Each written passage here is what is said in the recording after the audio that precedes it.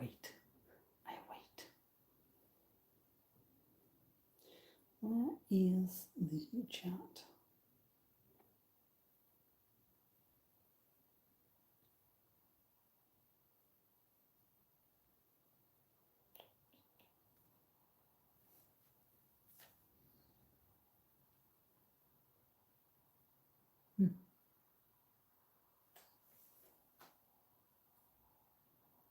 I don't think this is working.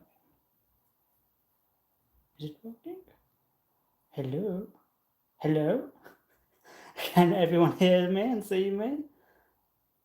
Hey, James is in. So, yeah, it was saying that there was no one here for like about a minute, and I was like, hello? Am I even live? Hey, everyone, and welcome to the TARDIS Console build part 18.5.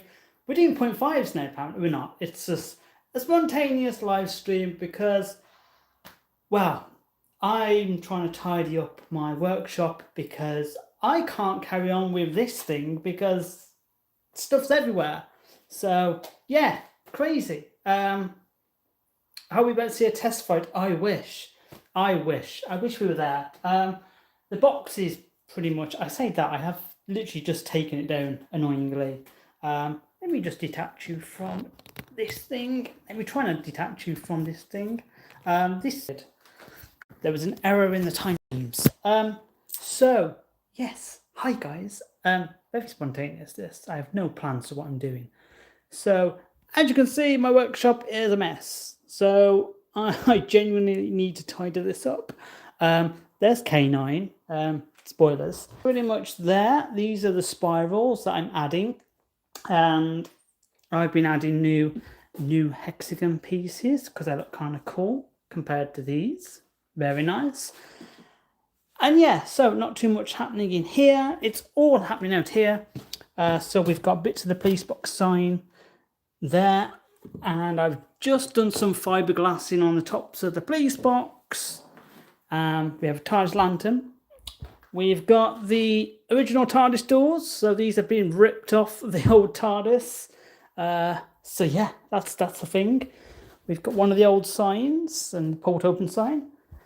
We've got another sign box there. We've got one of the back doors, and then a lot of the other TARDISes all out here. So, yeah. So this is what I'm doing at the minute. I'm just trying to do little bits and just get stuff done. I'm trying not to show you too much because obviously it's going to spoil part 19 of the TARDIS console build and where we're at. I'm going to plug you back in because my phone has a tendency to just give up. So, yeah. Oh, we've had a super chat. Thank you very much for the super chat. You decapitated K9. Yeah, kind of. So we have a K9 head. 3D printed. Thank you to James and Dan for sending me the K9 files. So I appreciate that because I did have a K9 head, but unfortunately he was too small and it looks really weird with the body. So yeah, James was nice enough to send me the files. So now I've got a proper K9 head. Yes, this 3D printer is just doing wonders. I'm printing anything and everything. It's quite mad. So, sorry if I've not seen the super chat.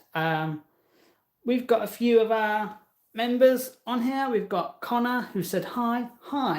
And is that Airy Error? Cool name.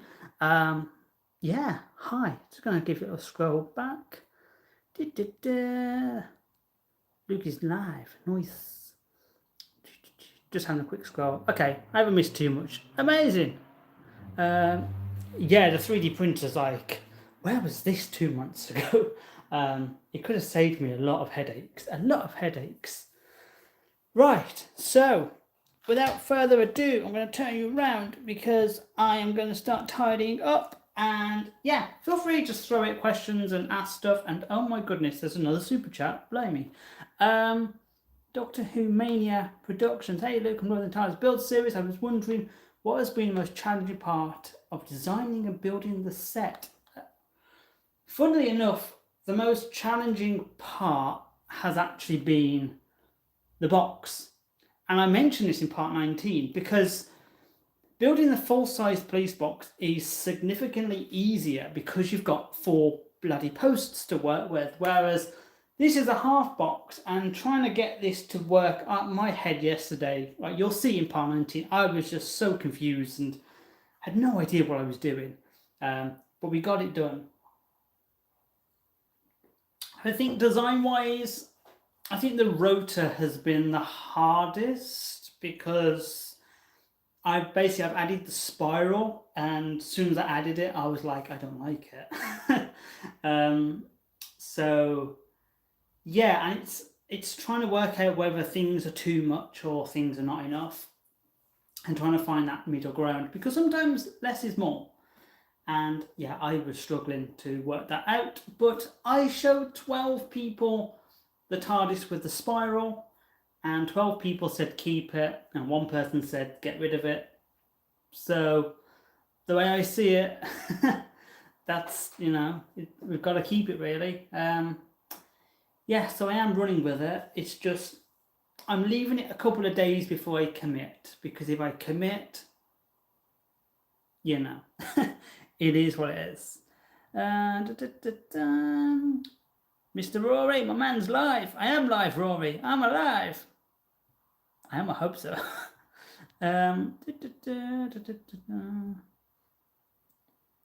Hey Luke, are you excited to start filming again? Because I can't wait. Yeah, I'm excited to get back to filming. Once this is done, I can actually start doing something like filming. That would be very nice. Yeah, I've missed filming. We've decided to sort of take almost like a year off to get the TARDIS done, because once the TARDIS is done, it then frees up everything. Like, once the TARDIS is done, the film studio gets done. It means we get film sets in here. It means we can start filming the last scenes that we need for Series 1. So Series 1 can't come out until the TARDIS is done, until the film studio is done. But yes, I am looking forward to getting back to filming. It would be nice. If I missed your comments, it's nothing. It's just if a comment pops up, ADHD. If I see something, I'm like, ooh, I catch that. So I'm not reading these in any order. I'm just totally picking them up as I see when. Oh, Sophie says it feels nice to see Luke's fan community here, watching him build. Yeah, it's been nice. Like I've done TARDIS build things in the past, but it's mainly like I've done it. Here it is.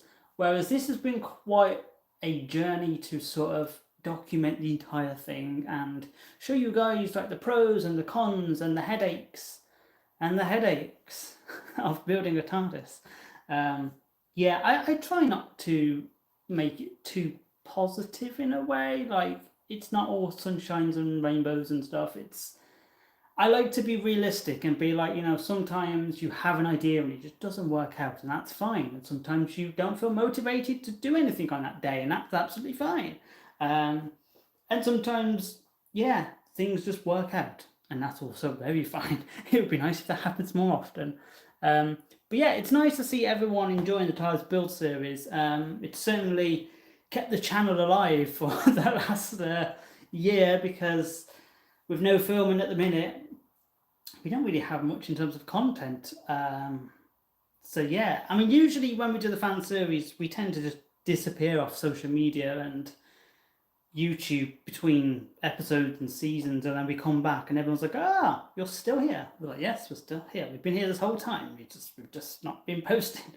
So it's nice to sort of be active and be present within the Doctor Who community, especially when there is no Doctor Who and content creators all need to sort of rally together and keep the show alive in some aspect or format.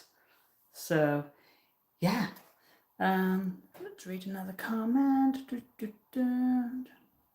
I'm going the wrong way. I'm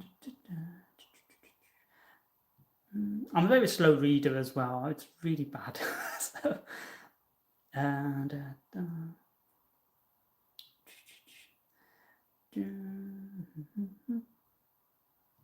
Mr. Rory, I once tried to make a half box in 2023. Did you? I missed that. and I absolutely mangled it. The double panels were too thick. I had no idea what I was doing, and it wasn't structurally sound. Yeah, see, like, this is the thing, right? Because we don't have the two posts at the back, there's nothing to anchor the police box signs to the back, and the panels, like, the way I designed my TARDIS, I don't know if I can demonstrate this. So basically, you've got, like, on the TARDIS base, you have like a stopper, and the panel. Do I have a piece of wood? I mean, that's a stupid question. Of course I've got a piece of wood somewhere.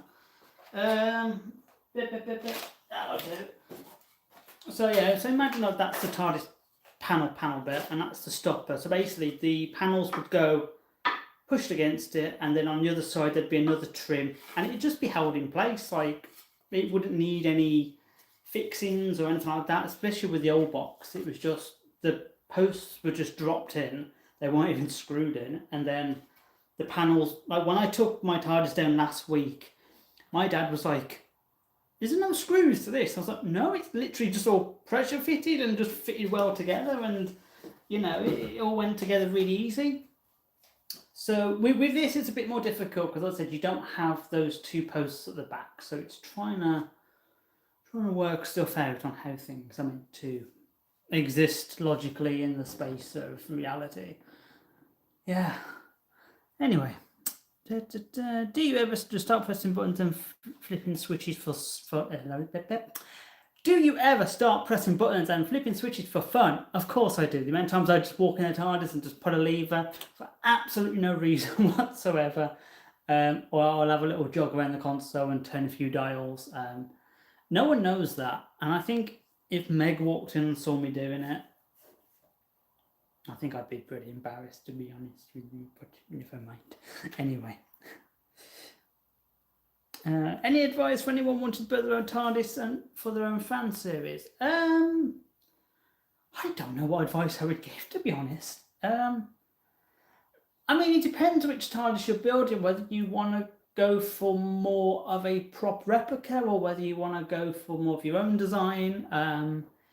Yeah, to be honest, I don't really have any advice to sort of give. Like, I've documented as much as I can, so hopefully when people build TARDISes, they can sort of get a little insight roughly to how they're built. I would recommend checking out TARDIS Builders. That's a really good website on there. There's like so many cool members who've built some beautiful TARDISes, from like virtual TARDISes to full-size console rooms to models. So yeah, it's worth checking that out. But yeah, I don't really have any plans. Just have fun with it. That's all I can really say. Like, I mean, this thing has stressed me out beyond anything I thought it could, but I have had so much fun building it and just coming in here and doing little bits and stuff and being like super productive. So yeah, just have fun with it. Yeah. Jaden Fulton said, hi. Is the Doctor the only one to have a Sonic? Well, the Rani has a Sonic now, apparently, and the Master has kind of a screwdriver, but it's not Sonic, so yeah. And Sarah Jane's got Sonic lipstick, so yeah, absolutely loving the build so far. Can't wait to see the finished build. Oh, me neither. Once this is done, I'm gonna just have the best time. I'm gonna have money. I'm gonna have time. Two things I would really like right now. Yeah, this is the thing, like, the TARDIS has cost so much of my own money. It's just, wow, yeah. I set aside a budget, and yeah, that I'd never kept that budget. That budget went ages ago. And it's just the amount of times, like, I went to B&Q yesterday, again, part 19, spoilers. I went to B&Q yesterday to buy more bloody wood because for some reason I just keep needing wood. So yeah, and I spent, I think, around 70-80 pounds on wood. It's ridiculous. Like, the amount of things that I budgeted for and then the amount of things that I never budgeted for, the things I never budgeted for ends up being more than the actual budget. Like, the amount of screws that I've bought, I've lost count. Like, it's gone to the point now I walk into Screwfix and they know who I am, they know my name, they know what I'm ordering. They're like, oh, back for more screws. I'm like, yeah, yeah. So, yeah. Da, da, da. Luke, a little question. Is this the Phoenix Doctor's TARDIS? Technically, yes, it will be. So this TARDIS will be featured in Series 1, 2, 3, 4, Forward of the Doctor, and then I just slapped my drill, and Series 6. So yeah, this is going to be predominantly Little Red's TARDIS. And then obviously you'll have Phoenix when they come in and they get to use this TARDIS as well. Yeah, so Dom just has an exclusive TARDIS for Series 5, which never see. It does pop up in Series 1 somewhere. I did a thing. I just keep hitting stuff. I need to stop. Day in the life of Luke when? You're living it. This is it right now. This is it. How many episodes are going to be in the new Series 1, Season 1 and Season 2? So I believe there's 5 episodes in Season 1 with 5 minisodes, so 10 episodes. Wow. If you'd like to count the minisodes as episodes, you know, I don't see them as any less. I see an episode as an episode, so, you know, the amount of as possible in the TARDIS. And yeah, I'm also meeting someone very special on Tuesday, which we're probably going to put it on our socials when we meet said person. But yeah, very, very cool. Can't wait for it. I'm really trying to get as much of the TARDIS as done because they're coming over and I'm like, please come and see the TARDIS. Like, I know it's not finished. I know it's a building site, but just I want to see you in the TARDIS because it would make me very happy. So yeah, I'm trying to get that done if I can. I won't get it all done, but you know, just as long as it looks presentable. Lots of people saying hi. Hi everyone. Hello, hello, hello. I love the green colour scheme of the console. It's very unique and it works so well. Yeah, the green, well, the old TARDIS, she was very blue. We had blue roundels, hexagonals, whatever. And there was elements of blue in there, like the back strips on the hexagons were blue. And I was debating whether we carry that over, but it was only until I saw the wallpaper texture in B&Q, I was like, oh, that's gorgeous. Like, imagine if the TARDIS was green. Originally, it was just going to be grey. Imagine how boring that would have been. Yeah, so we were going to do gunmetal grey, but I'm glad I went with the green. It adds a bit more, I don't know, it's quite steampunk in its own sense. It's not super futuristic, but then some elements are, and I'm really surprised it came together as well as it did, to be honest. I remember when I first painted it, I painted the entire console and I stood back and I was like, I don't like it. But no, I've come to really enjoy it. I showed a few people the green, and everyone's reaction was positive, so that's when I knew for sure we were onto something.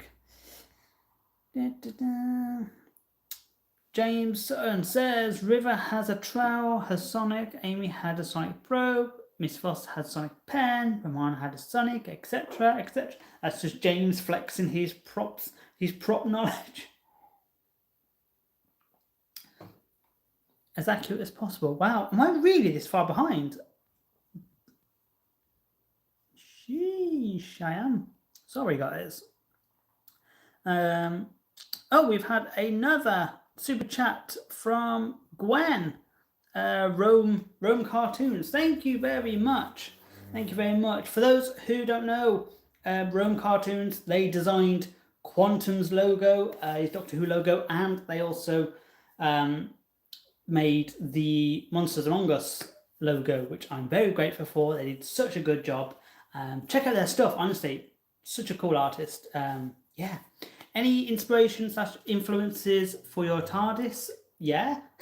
Yes, absolutely. Like, as I've said numerous times, I will do a video on this showcasing all the elements, but there is one element from every single TARDIS, every on-screen TARDIS, I should say, one element from every on-screen TARDIS. The last time I said this to my friend, he was just throwing out, oh, well, what about this TARDIS from the comics? And what about this TARDIS from this lost season? And what about this? I was like, no, like, let's not get carried away. Yeah, so literally one element. So that could be either something that's screen accurate, it could be something that's screen used, it could be just a homage to a design, like for example with all the platform with all the roundels. It's very Tom Baker in his season 13. I'm very bad at seasons with Doctor Who. Season 13, I think. There's like a bit that comes out and it has like roundels on it, so that design was implemented. We've got a bit of the junk TARDIS, we've got a bit of the Rani's TARDIS. Yeah, we've got literally pretty much every on-screen TARDIS on there. I don't think there's one I forgot. I did forget the junk TARDIS until my friend Jake was like, what about the junk TARDIS? I was like, okay, so research the junk TARDIS. But thank you for the super chat. Do they know in Screwfix that you're building a TARDIS? No. No. I might go and show them at one point. There's the girl in there, Elle. I always talk to her, and she's always like, oh, more screws. Yeah. They probably think, why do you need this many screws? Because I lost count. I think it was 1,600 screws. I lost count at. So I might go and show them once it's done. I might go, do you remember all them screws that I've ordered? Ta-da! This is what I've been building. So yeah, you could use the lighting and decoration to show whose TARDIS is in the episode. Well, this TARDIS, even though we're gonna have neopixels in the time rotor, which means that we can change those lights to anything we want, animation wise or color wise, we can do whatever. They're only ever gonna sort of be one color, which is like the warm white. Just because it contrasts against the cyan blue really nice. But yeah, I don't think it's going to be a feature like we had on the old TARDIS where the rotor would change with the Doctors. I know Quantum and Dystopian have their own TARDISes. Very cool. And Dom's got his, and then this one will be Little Reds. So yeah, many TARDI.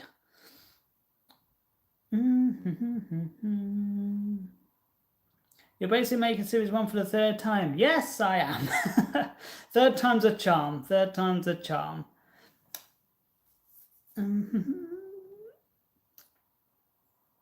I ask how many atom accelerators do you have? I've only got the one. Only one atom accelerator, which uses the screen used pieces and screen accurate pieces, and the screen accurate pieces were sourced from the same place where the original atom accelerator came from, so they're all part of the same family. So there was a point where these were all together in a drawer.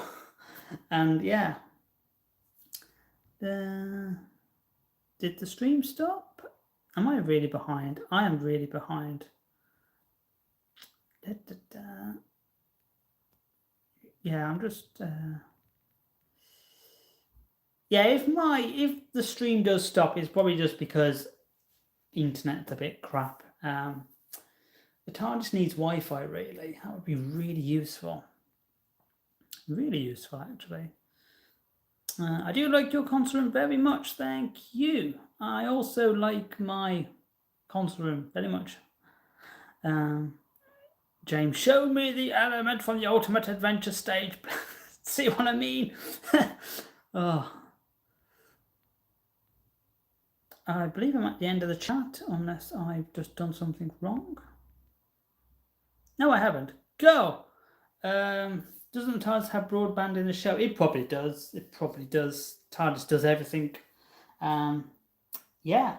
I need to start tidying up, to be honest. What happened to the old one? The old one's gone. Well, I say it's gone.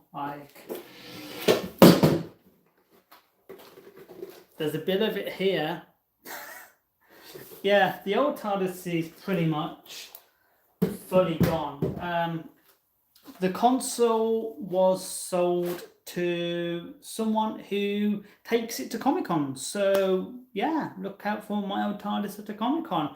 I was meant to go to Bedford Charity Who Con. This happened in April, I think. Um, and I couldn't go because it was the week before my op, and I was just like, I just want to get the TARDIS done. I want to start working on the TARDIS because I knew I was going to be off the work on the TARDIS for a few weeks. So I didn't go to Bedford WhoCon, and my friend went, and I got a photo of my TARDIS at Bedford WhoCon, and I was so gutted because I would love to see that thing again. It would be very surreal to see the old TARDIS again, and like to know it's not yours, but then to be like, you were once my baby, and now you're not mine. I can't go up and touch you or play with your buttons or anything anymore. It's not allowed. But yeah, that's what happened to the old TARDIS. She was sold off, and the funds off that went into building this. And yeah, so when people ask me how I get the money to build a TARDIS, I sell the majority of my stuff, and I work very hard. Yeah, and I save money. So that's how we managed to afford this. Luke, has the TARDIS got voice control? Oh, Chris in the chat.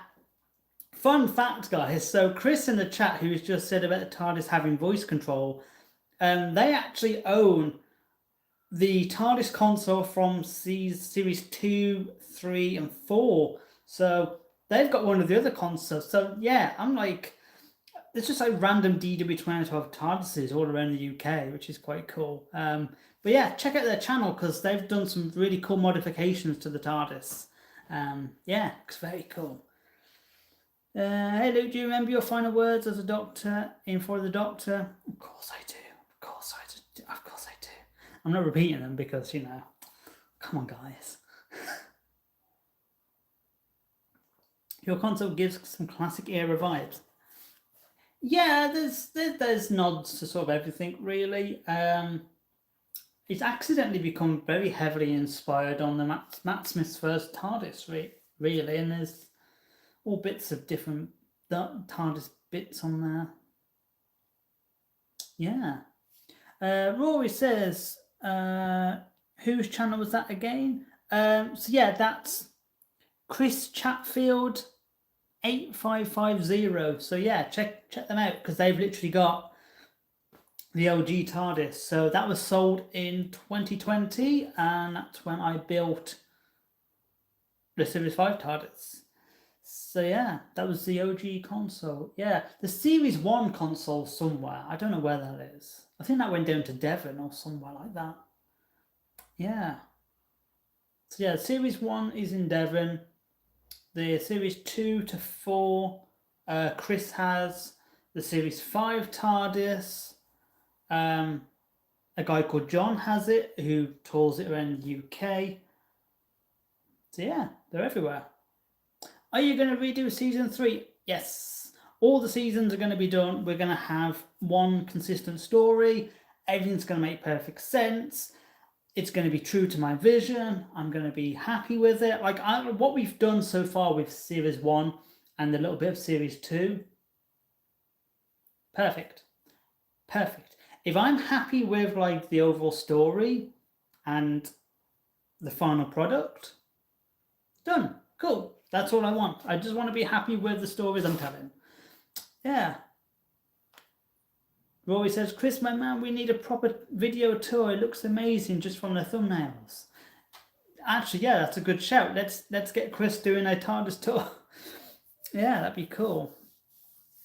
I can't remember if you mentioned it in one of the build videos, but did you have any other ideas for the color of the console? Yeah, so as mentioned, it was gunmetal grey, which would have looked very dull. Very dull. I did do a Photoshop mock-up of if the TARDIS was silver, and it just looked horrible. It just disappeared into like the walls, and yeah, it wasn't great. So I'm definitely glad we've gone down the route of having the green colour. Yeah, I'm very happy with it. Sorry, guys, that's me drinking too much Coca-Cola. But yeah, and Alfie is quoting Little Red from Paul the Doctor. Is that Coke Zero? No, it's actually not sponsored, but it's Aldi Coke, like the cheap Pepsi Max one. Yes, that's what I drink. See if that or orange. I like orange as well, or mochas or iced coffees. Yeah, I've already had this. Wow. Yeah. So today I've already had a coffee. I've had 3 glasses of Coke. I've had a caramel iced latte, and I've also had a protein shake as well. So, yeah, the diet of Little Red. I'll miss the Purple Doctor. Yes, Purple, well, Purple's still there somewhere in time. We'll see him again in Eternal Darkness. So, yeah, even though, like, we've said, even though that Purple is gone, like we showed that ending, it doesn't necessarily mean it's the end of the character. There is still so much of the middle that we can explore and see more of. So yeah, it's not really the end. It's just an end. Yeah, I'll go with that.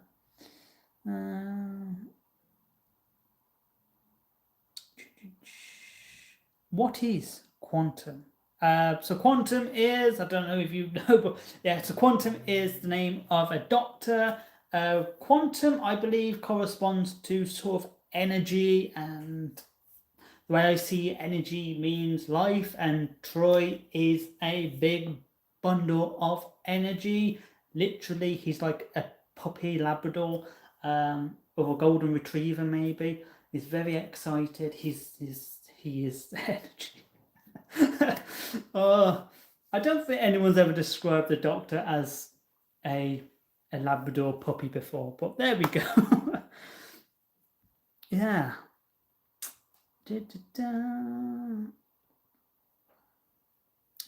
Sorry, just reading the comment.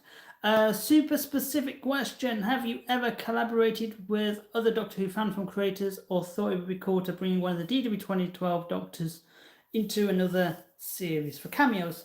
I've worked with a lot of people cameo wise. Obviously, like Meg's showed up in Doctor Who Velocity, and myself, Dom, and Meg also showed up in Echoes, and yeah, we tend to mainly work with people that we know, and I know there's this whole thing with like, oh, like, how come we don't work with specific creators? It's because we don't know people.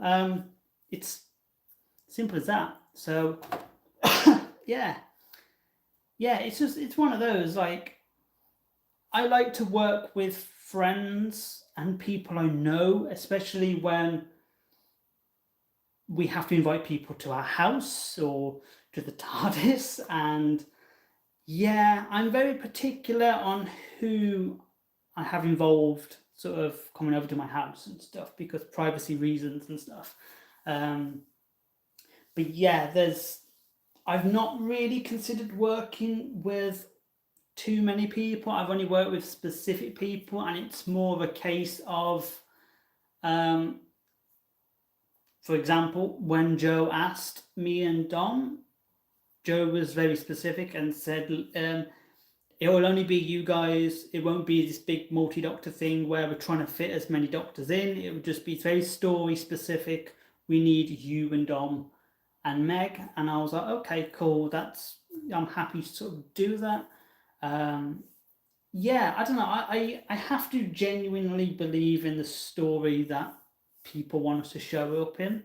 And ideally, I want to work with my mates. Like, it's just what it is. Like, it's more fun when you work with your friends and the people that you know and the people that you trust and get along with. So yeah,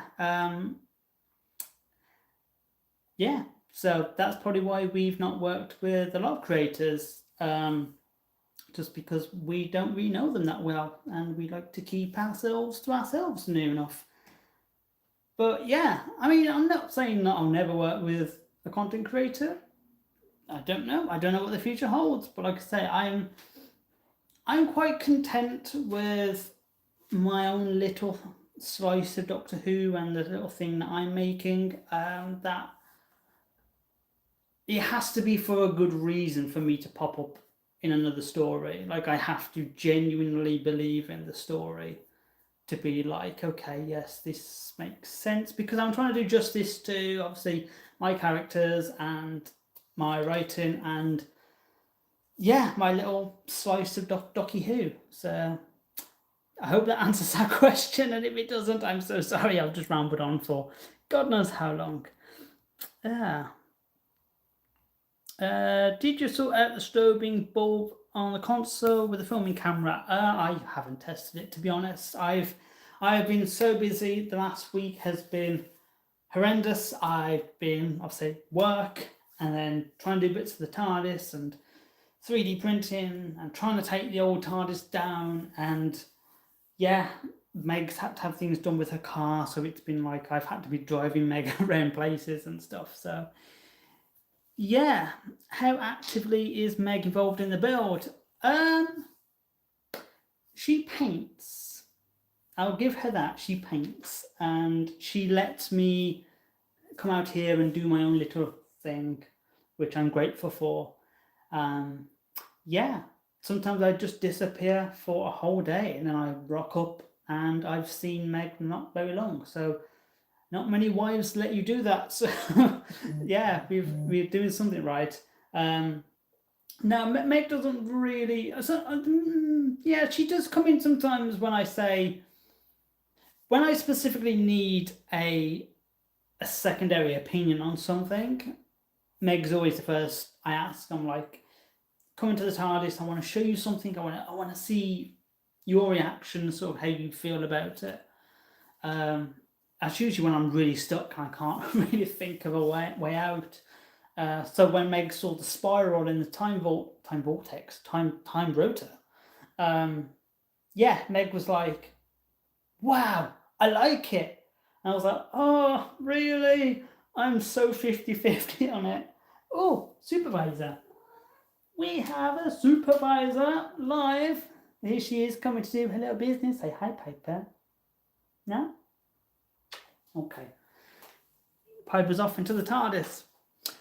So yeah, Meg does help out, but not like massively, like, you know. Yeah. She helps with painting. What else has she done? Yeah, painting. It's painting. It's painting. What is Quantum's TARDIS like? Spoilers. Spoilers. Supervisor. Yeah. She's coming in the TARDIS now, just sort of having a wander around, sticking her head inside a paste bucket. Don't do that. No, she's coming back. We have a super chat. Thank you very much, Space MacGuffin. Did you see that Brendan Shepherd guy who built the 1985 Five Doctors console room replica? Yes, I have. I've been following Brendan for like a year as he's been building this marvelous TARDIS console room replica. Brilliant stuff. Honestly, brilliant stuff. He's done such a good job on that TARDIS, and he's really sort of captured it. I believe he's actually measured like the existing TARDIS molds and the TARDIS panels, so it's kind of cool to sort of see that level of dedication in the TARDIS build community. Yeah, but yeah, I definitely want to go and see it in person. Absolutely, it would be cool to see that. Yes. Is the new TARDIS nearly complete? Yes, no, maybe. Kind of. I love the hexagons on the DW25 TARDIS, but do you ever think about... Ooh, that's wobbly. About the roundels for the new design, or was it always hexagons? It was always hexagons. Like, I've tried roundels. I tried roundels in series 3 of the fan series, which was the scene when Chloe's at the console on the phone to not Peter Capaldi, and she's wiggling a toggle switch, and then the walls change into the roundels. That was meant to be a permanent thing for Series 3, but I'll be honest, I absolutely hated it. I thought the roundels were so boring and dull, and I love the roundels in the classic TARDIS, and I think the reason that they work so well is because of the white. And I would never have a white TARDIS because I just I love the classic TARDISes, but it's just not for me. I like my TARDIS to have a bit more. I like it to look like it's a spaceship, basically. The only other time that I think a roundel has really worked is obviously in Capaldi's TARDIS when the hexagons had the roundels inside and they were lit. That worked really well. So with the new ones, what I tried to do is, obviously we had the hexagons, which is a homage to my old TARDIS because I've always had hexagons, and the new series always has hexagons now. Yeah, and I just opted to put a roundel inside the hexagon, so we had sort of the best of both worlds. Yeah, it's like the current TARDIS. I say current, it might have been taken down by now, but the last TARDIS, the shooty TARDIS, even though those roundels had the cool NeoPixels, I do feel like they're a bit lost. They're just round, and it's cool for like a moment, and then time passes, and you're like, cool. But no, it's always been hexagons for me. I love hexagons. Yes. Do you already have a cast set for Series 6, specifically the Doctor? I do. Phoenix has been cast. They were cast 3 years ago. Yeah. Yeah, they're waiting in the wings. So when it's their time to be revealed, we will reveal who they are. And yeah, that'll be Phoenix. Right, let's have a look at some comments.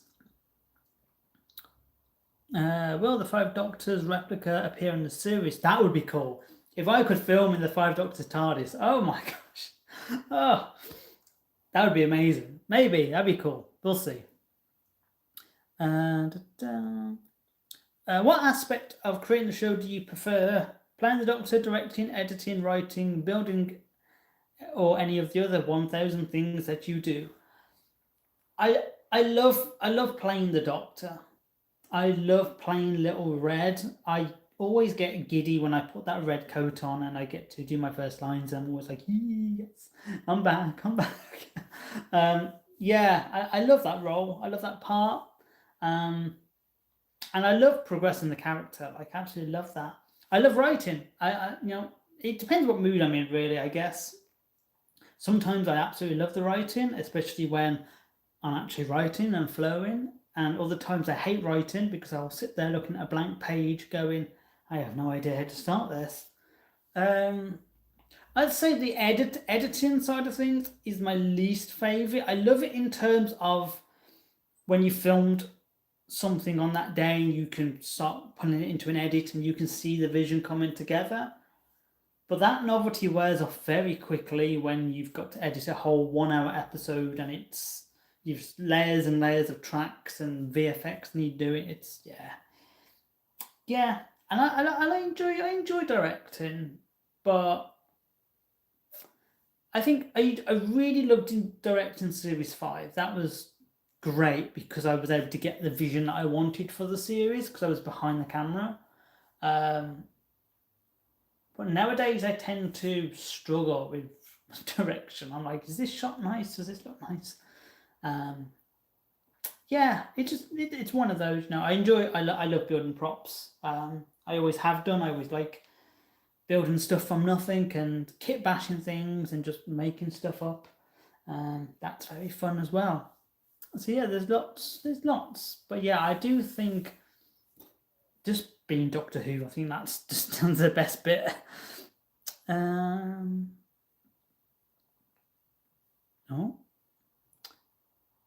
Sorry. I wish the YouTube comments would show more. I hate having to scroll. I tend to go quiet for whilst I'm reading comments. I do apologise.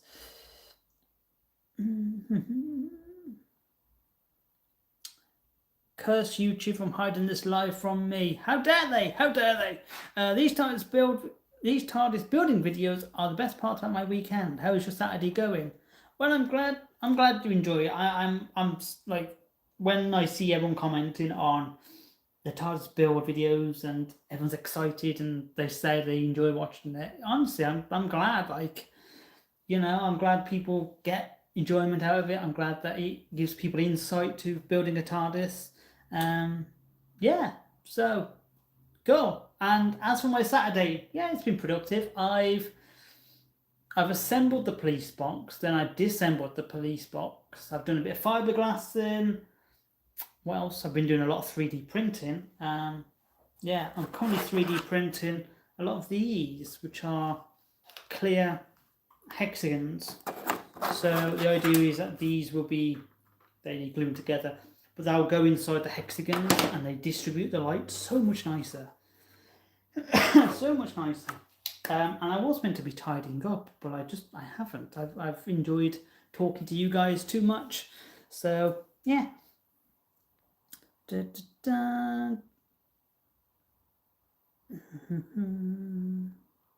the progress on the TARDIS so far. Other shows doctors canon to your doctor. Yeah. The way I see it is like, whatever the show does, it will always be canon, whether there's controversy in the fandom about certain things. Like, a lot of people are like, oh, we don't like the Timeless Child, whether we like it or not. That's what whatever the show does and says is whatever the show does and says. It is what it is. And whatever they do, whether they blow up Gallifrey for like the 5th millionth time, or whether the Daleks get extinct again, that will always come before. Like, we never sort of like want to rewrite Doctor Who's history. We just want to be like, there's Doctor Who, and he's a little bit more, if you want. Yeah, that's why I added this idea about Troy's Doctor being the first Doctor of a new regeneration cycle, and having this gap between whoever that Doctor was back in the Nightmare Dalek and Troy's Doctor, and to have this hundreds of years of nothingness, just to really separate ourselves. I used to be very self-conscious about being super connected to the show, and the older I've got, the more I've come to appreciate the things that I've created and the ideas that I have. And as I say, my little slice of Doctor Who, I've started to appreciate that a lot more than I did in the past. And I think it's just because it's been with me this 13, 14 years now. So yeah, I always want to make it a homage to Doctor Who. I never want to look at the show in a way where it's like, oh, we could do better, because it's never the intention. The intention is we love Doctor Who and we love everything about Doctor Who. Everything, even episodes that we're not really fond of, we still find love in those. There's still moments that I can look at in episodes and go, that's a really good scene, or that's a really good performance by so-and-so. So everything in Doctor Who would be canon to us, because it has to be. It's a Doctor Who fan film. Like, you're creating these characters and these stories and these journeys based on your love for that show. So yeah, sorry for the long-winded explanation. I could have just said yeah. But yeah, there we have it.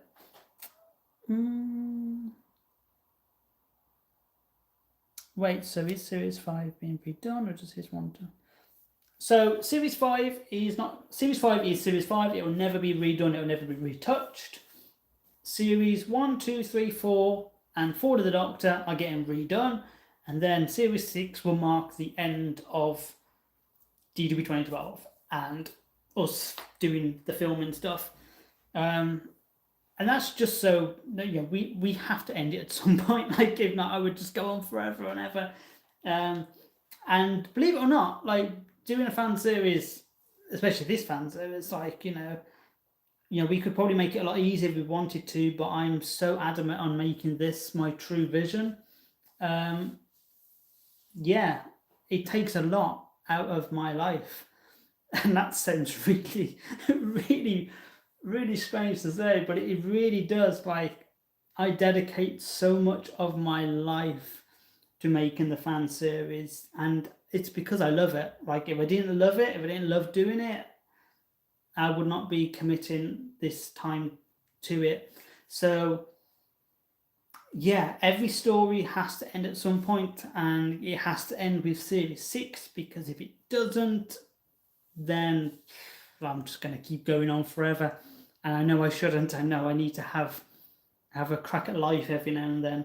So yeah, that's the plan. Series 1, 2, 4 of the Doctor is getting redone, and then series 6 will mark the end.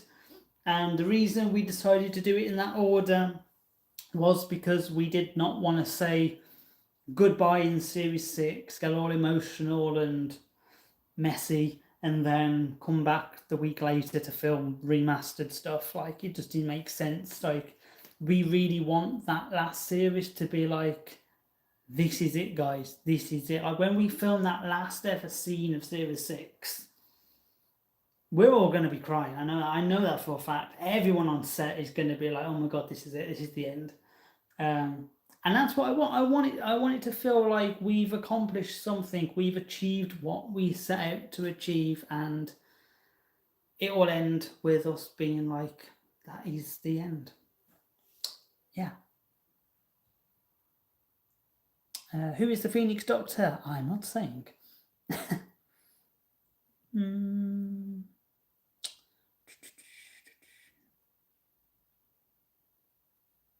Good to know that even you have bouts about writer's block. Oh yeah, like I said, it took me 2 years to finish the series 2 opening episode because I just couldn't finish it. Yeah.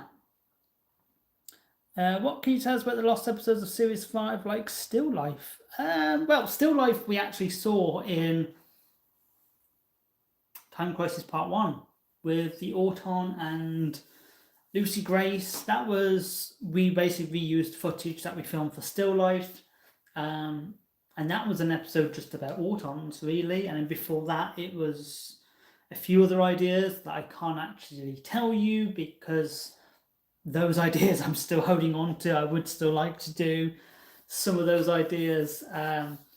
Yeah, there's a few missing episodes of Series 5, but like I say, I still like to hold on to them because I might use them in future. Yes. Where is the supervisor? Oh, you've just missed her. She was in here about 15 minutes ago, I want to say. Yeah, she did have a little cameo. She popped up on screen. It's quite funny, but like, so I'm in a group chat with a few of the guys who are building the Toyota TARDISes, like Justin and Chris, who I mentioned on my videos, and David. And yeah, they've all said I need to 3D print Piper a little hard hat, a little yellow hard hat. And then Justin sent me the files for a kitty hard hat, and I think it's hilarious. So I think I will 3D print Piper a little supervisor hard hat at some point, because I think it'd be funny. I don't think she'd wear it. I think she might just kill me in the night, probably. Yeah, she's not going to forgive me for it.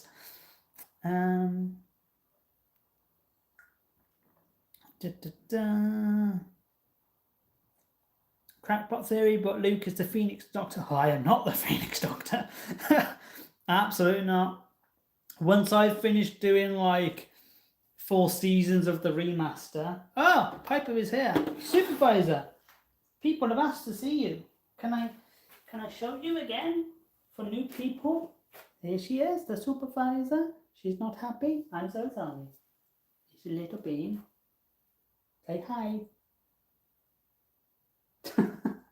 Oh, you do not like me, do you, anymore? Hello, darling.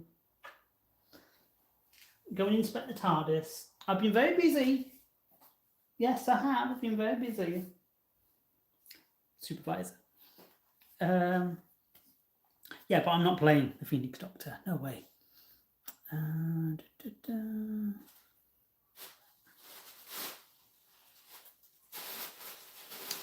this is what we have to put up with. She's playing with a bag. Is this the content you guys really subscribed for? Is this what you all wanted to see? Wow. Doesn't this beat any episode we've ever made? Just a cat playing with a bag. Okay. Karaoke machine for the TARDIS interior. Oh my goodness, could you imagine? I mean, we've got the lights that react to sound, so why not? Rory says, "Bring back the Nightmare Dalek." I mean, he's got some unfinished business. Ooh, wow, spoilers.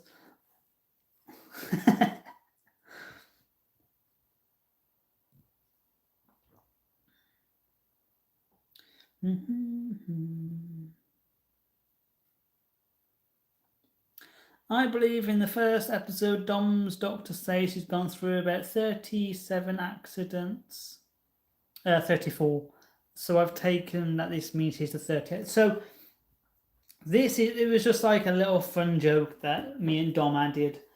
Yeah, when he says I've been through roughly 34 accidents, it's meant to mean how many times he's regenerated, but it's basically just a inside joke from the past when I used to say we're roughly 34.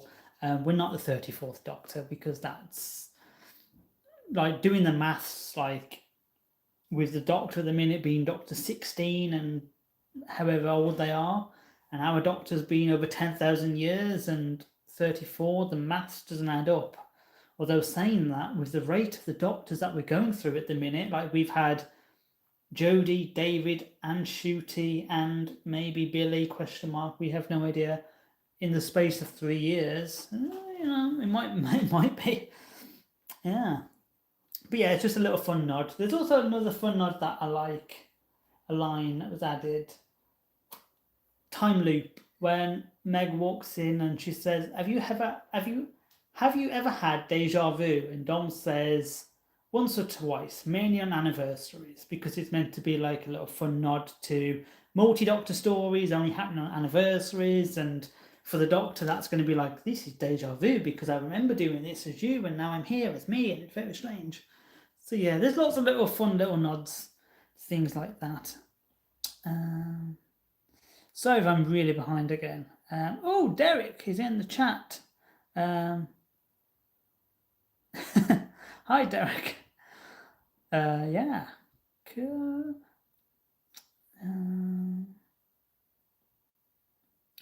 What was the canonical reason for the TARDIS changing for Series 5 after Series 4, assuming the new console room would be used to redo Series 1 to 4? We'll find out when we get there. We'll find out when we get there. I have ideas in mind to why the TARDIS would change.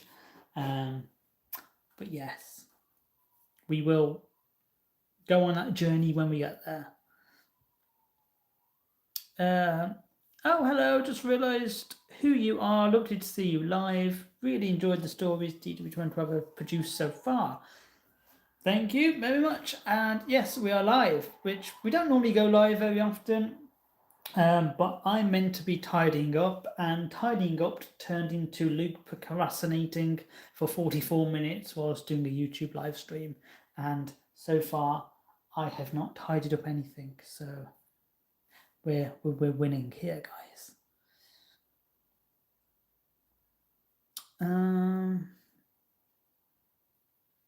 How do you manage to be so patient about the fan series when you have so much planned? I admire that. I think I would quickly give up if there was a year-long break between new episodes or reshoots.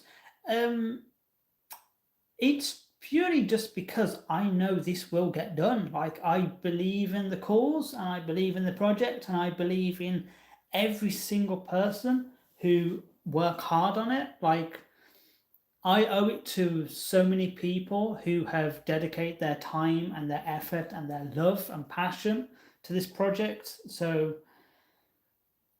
it's very easy to say, give up. I've been there many of times, but like I said, I know this project will get done, and I genuinely do believe in the stories that I'm telling and the characters that I'm writing for and creating. So it is a case of like I look at it now, and like me and Meg are constantly like, oh, well, I can't wait to film series 4, and we can't wait to do Forward of the Doctor and all these cool ideas, and series 6, like all the ideas for series 6, and we can't wait to get there. And yeah, it is a case of we just, I feel like as time's gone on, I've come to appreciate the journey more, knowing that I will get there in the end, no matter how long it takes, no matter how many remasters we do. This will be the last one, I can assure you. But yeah, it's just, yeah, I have full faith in myself and my ability and the people I'm working with to achieve that final dream of sitting down and looking at 6 seasons of Doctor Who that we've fully built from scratch, and spin-off seasons, and all this content that we've poured our heart into and been creative about. And yeah, I'm excited for it, but I'm also not wishing it was over yet. So I'm enjoying the journey. I spent so much time 2 years ago trying to rush to get series 1 off the ground. Um, and it was only until like the last few years where I've just been like, relax. We don't need to do series 2 straight away. We can focus on series 1. We can really enjoy this moment. Because we never got to in the original stuff. In the original stuff, it was constantly film, film, film, film, film, edit it, just get it out, no matter what the quality is, no matter, first drafts were being shot the day of it being written, like it was mental. And that's the story with Still Life. Like, the reason like Still Life never got done was because as I was writing it, we were filming it, and it got to the point where we stopped filming because I had writer's block on the story and I never finished the story, so it never came out. But we had this footage, and yeah, yeah, it's just enjoy the moments that you get with doing stuff like this. Like, yeah. Sorry if I give long-winded answers.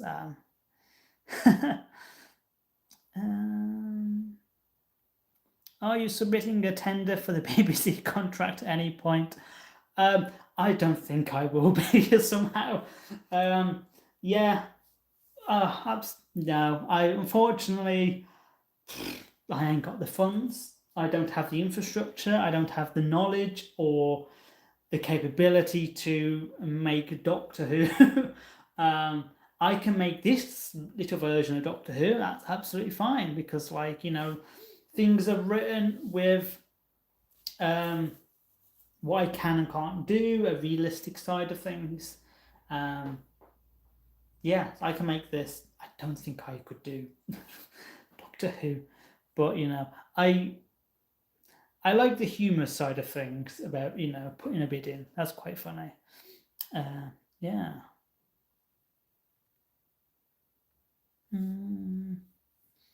If For the Doctor is getting redone and the Little Red Doctor's regeneration being refilmed in the new TARDIS, does that not mean How Time Flies will be re-released with a post-credits scene? Nope. We have ideas. We have ideas. I have reasons. I have things. Like, the thing is, like, with being like I don't like to say I'm a writer, because I'm not a writer. I never went to uni. I didn't get a piece of paper to say I'm a writer.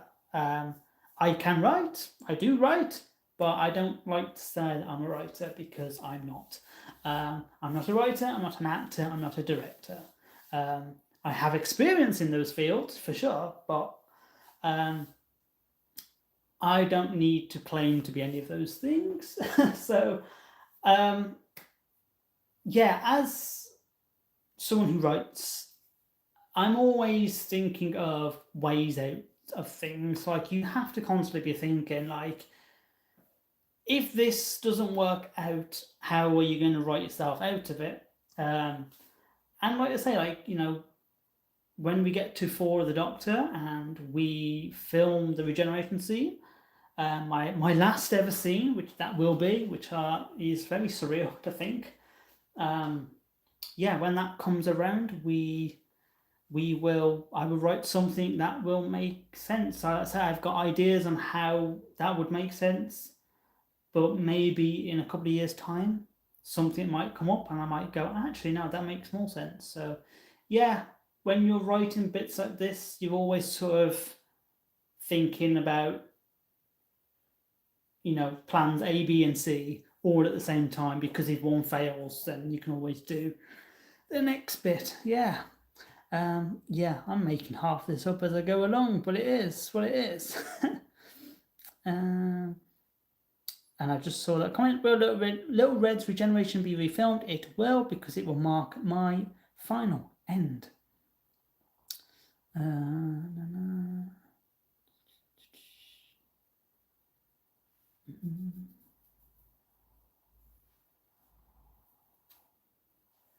Sorry. Very technical question here. So here's a technical question. Will the controls on the console control some of the actual systems? For example, the DMAT lever controlling the time rotor, master power switch, etc. No.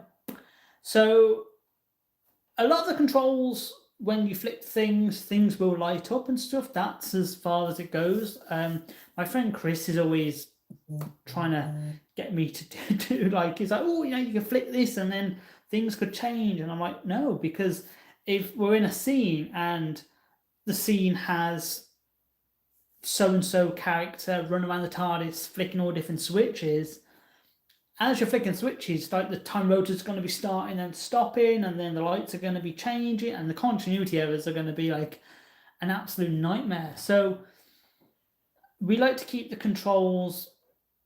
Majority of those are going to be like dummies. They're not going to really do much, but they will light up things and stuff. So yeah. Since the original police box has been taken down, will it be repurposed as a full-size police box? Yes, the old TARDIS that's been dismantled. It will be going in the garden. I begged my wife. I was like, could we just stick the TARDIS in the garden? Because we're going to put it out there as a flat pack anyway, so we might as well have it disassembled. And so we're keeping the main box so we can get like the full exterior shots, with the idea in the future to sort of be able to take it to locations and stuff. I just need to make it a little bit lighter, because my TARDIS isn't built like TV shows TARDIS is, where it's nice and light and fiberglass. It's very heavy stuff. Like the roof, like we struggled so much trying to get the roof off, and picking that thing up, it's a nightmare to pick up. The base weighs so much as well, it's unreal, and the posts are heavy, and the doors, for example, like Meg picked up one of the doors and she was like, oh my god. I was like, yeah, you can tell why they're so heavy. Yeah, so it would be cool to sort of have the TARDIS going on locations. It just depends whether we need permits for things like councils and stuff like that. Obviously, you can't just rock up and just go, I'm just going to stick a police box right there on a street corner, because you will get stopped and you are breaking the law by having an obstruction right there. So yeah, I like to do things by the book, nice and properly. And it's funny because the next comment literally says, how do you film in public places and in buildings without being detained? So, by law, you are allowed to film in public. No one can stop you from filming in public. You are completely within your right to film anyone, anything in public. unless you're on private property. If you're on private property, then the law is you have to have permission to film on those places. So when we're filming inside buildings, that's because we've got permission. We've either hired the location out or we have a written agreement from the building owner to actually film there. I remember before I was filming a scene for Series 5 outside of the Unit building, a massive corporate building, and the security guard came out and he tried to say, "Oh, you can't film here," and all this. And I was like, "Yes, I can." No, you can't. It's private property. I was like, "No, but where we're filming is a public walkway. There's benches and stuff. If we are not allowed to film here, then by law you have to stop every single person from taking a Snapchat, an Instagram photo, and stuff like that." Yeah, and basically, I have a piece of basically like a letter from the police, basically reminding people of the law, of what you can and can't do, and the right to film and stuff. I showed him, and there was pure silence. He walked back into the building. I then reached out to the manager of the building, like the property owner. Never expected to get a reply, but he replied and apologized and said, "This will never happen again. Please feel free to film whenever you want to film." So yeah, that's great. Just know your rights and know the law, and you will be fine. Yes. Sorry if I'm really behind on the comment. Wow, I am really behind on the comments. Hello, Piper. Piper's come in to get the fly. There is a fly flying around, and Piper's trying to get said fly. Are you going to bring K9 back? Of course, K9 will be back in Series 3 and Series 4. His head's right there. I've also got his ears. They're over there as well. So I love how Piper's just running around the TARDIS trying to catch a fly. It's not really something you expect the Doctor to have happen in his TARDIS. Right. Are you going to hold the police box on a trailer? To be fair, I could really do with a van. That would be very nice. That would be very nice. Any plan to continue the channel in some way once Series 6 is released? To be honest, I don't know what the future holds, and I don't think it would be right for me to say no, we'd never do anything again, or yes, we would do stuff, because to be honest, I really don't know what the future holds. I want to do many more things in my life rather than Doctor Who. Don't get me wrong, this fan series, when I'm dead and buried in many, many years, this is all that's going to be left of me. I'm going to be this little piece on the internet where future Doctor Who fan filmmakers or whoever will watch back, and hopefully it inspires someone else to go, I could do that. I can pick up a camera and I can pretend to be Doctor Who with my mates and just have a good time. So yeah, this is I said this to Tom quite recently. I will never amount to anything huge. I know that. I'm fine with that. It sounds really depressing, but yeah, my achievements will not amount to anything bigger than what I'm doing now, and that's fine. I'm happy with that. What I've achieved so far in my life, I am very proud of what I've done. And if that's all I ever do in my life in terms of a content creator or as an artist, as a writer, director, filmmaker, whatever, that's fine. That's fine, because this will be here forever, long after I'm gone. And if I can just inspire one person in 60 years' time, I'm happy with that. I'm totally happy with that. Yeah. So yeah. No one will put me down or stop me. I will carry on. Yeah. Sorry, just reading back on a few comments.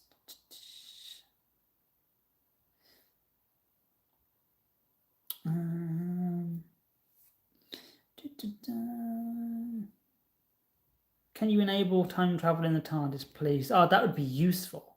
That would be so. I'd go back in time and help myself out. I'd be like, right, come on, let's build this TARDIS and get it done a bit quicker. Yeah. Rory, bro, your achievements are amazing. Look at what you're building. Your achievements are so much bigger on the inside. Thank you, Rory. Yeah, it's true though. Like, I have no intention of being Doctor Who showrunner or Doctor Who. It's never going to happen. That's just the reality of it. I have no writing credits. I have no capabilities of ever being that, and I'm fine with that. I'm down. I'm totally fine with that. Like I say, I'm so proud at what I've achieved and what my friends / my team have achieved on working on this project and what it's allowed us to do and pulling us in touch with you wonderful guys. Like, like the Doctor Who fan community is one of the most creative and best communities out there. Admittedly, there are some rotten ones amongst them, but it is with any fandom.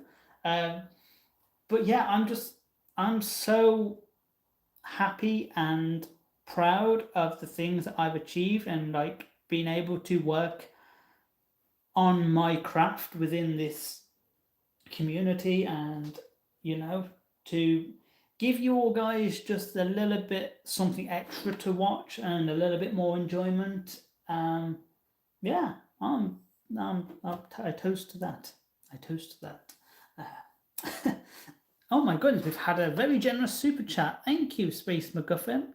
I know lots of people. Oh no, I read that wrong. I know lots of projects and fan films have online websites and fan wikis. Have you ever considered something like that? Full-on episode guides, catalogs, galleries, a big DW 2012 encyclopedia. That would be cool. I don't know where I would even begin with that. To be honest, like, unfortunately, I don't have the time to sit down and dedicate to that as on top of everything else I'm doing. And I don't have the knowledge either. I'm quite clueless about stuff like building websites and stuff like that.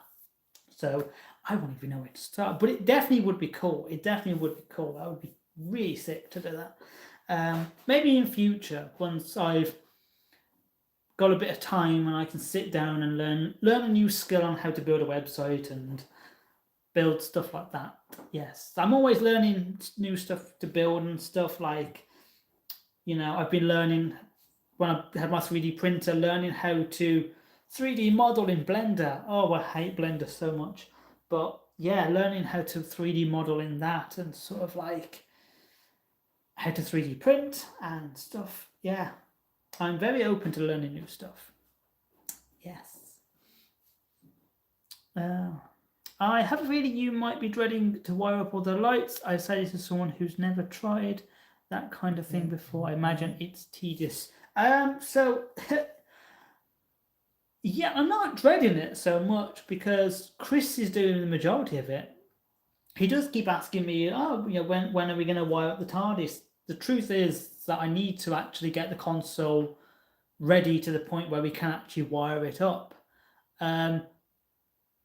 So if anyone could read that comment, you get why I just blinked. But yeah, I don't really have the thing that I'm talking about to show you. I did have one, but because I meant to be tidying it up, I would probably find it if I actually did tidy it up. That's close enough. We've got the bottom. So all the bulbs are like these, and these are like really rare and vintage, and these are not fit for LEDs. So what I've been doing is I've had to, one by one, bearing in mind there's like 70 odd lights on this console, I have to cut off this entirely with the Dremel, and then I have to completely drill this out and then I get an LED bulb on a wire.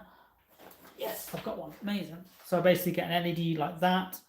I put a penny washer on it. I glue that, and then that goes inside like that. Gets blobbed with hot glue. Top bit gets screwed on. We snip the bottoms for soldering. That's one done, and it takes about 10 minutes to do one. And I did like a load in one go, and I had like a massive blister on my hand from like drilling. So I'm having a break from doing that. So honestly, once that's all done, then we can start wiring up the console. Yeah, and the time rotor as well. We need to wire up the time rotor, but that can't be done until the time rotor is all glued together. Which we're slowly getting there. We're slowly getting there. But yeah.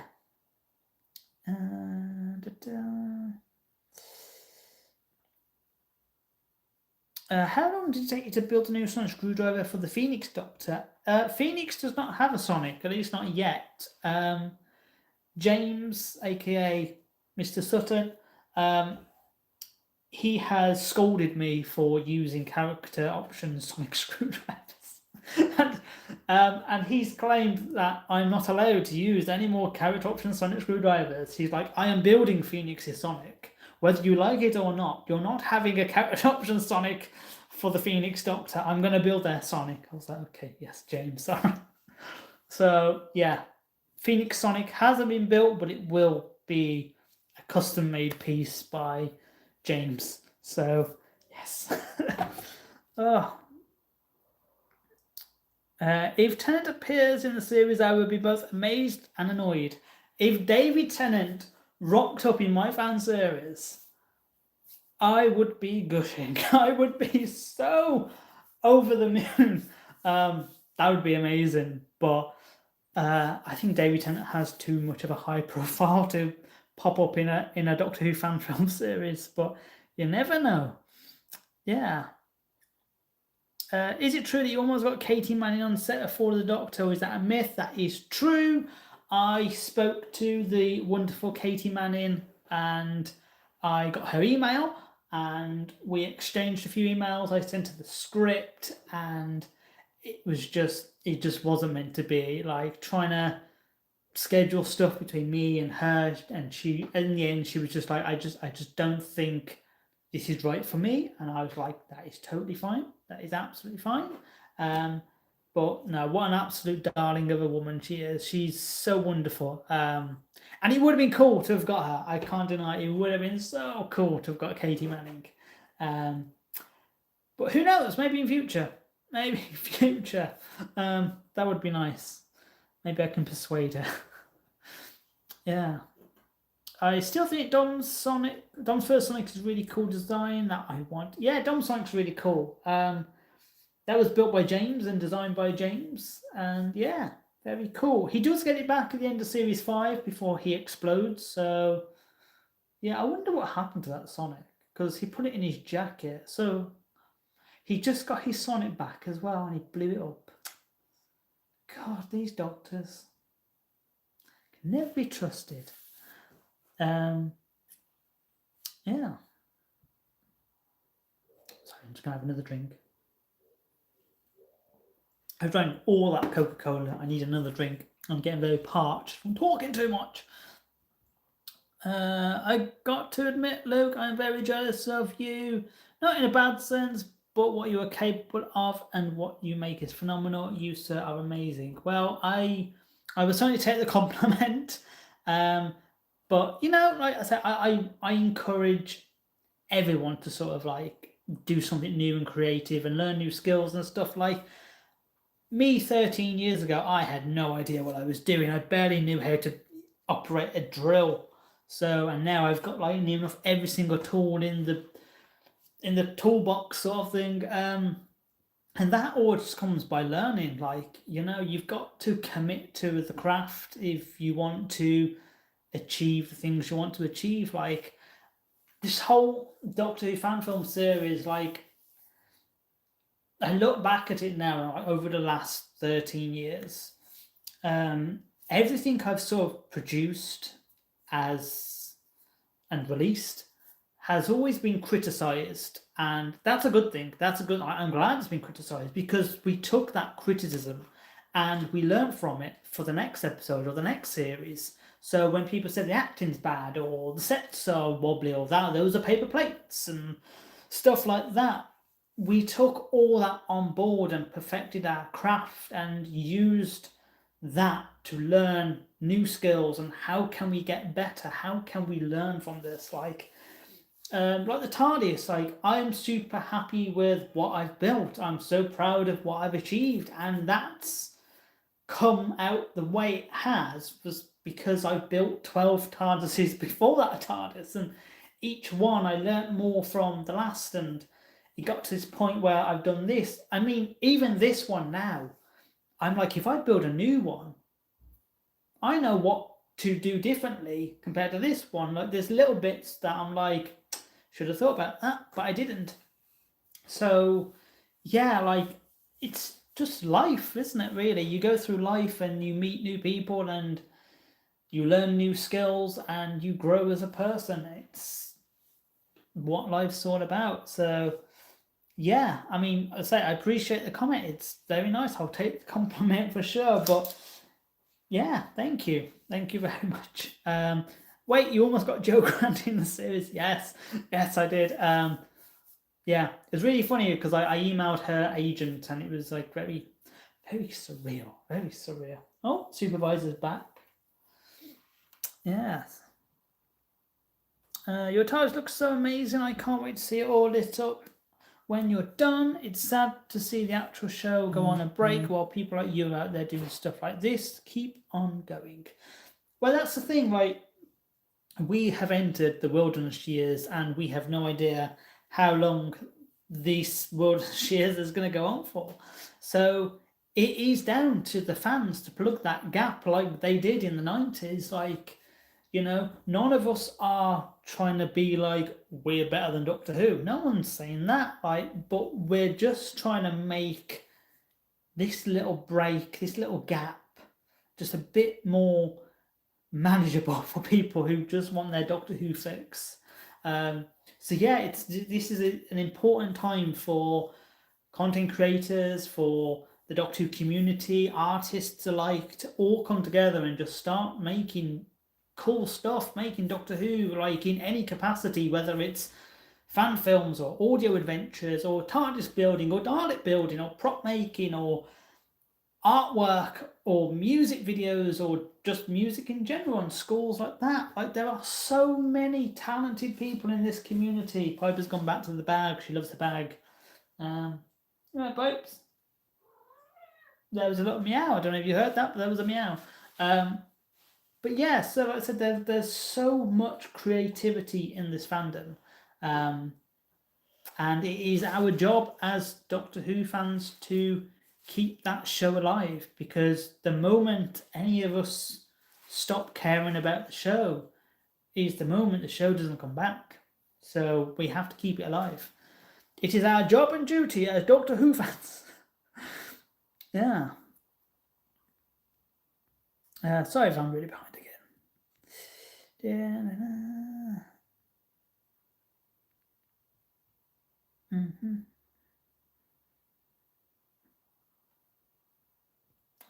Sorry, I'm just reading a few.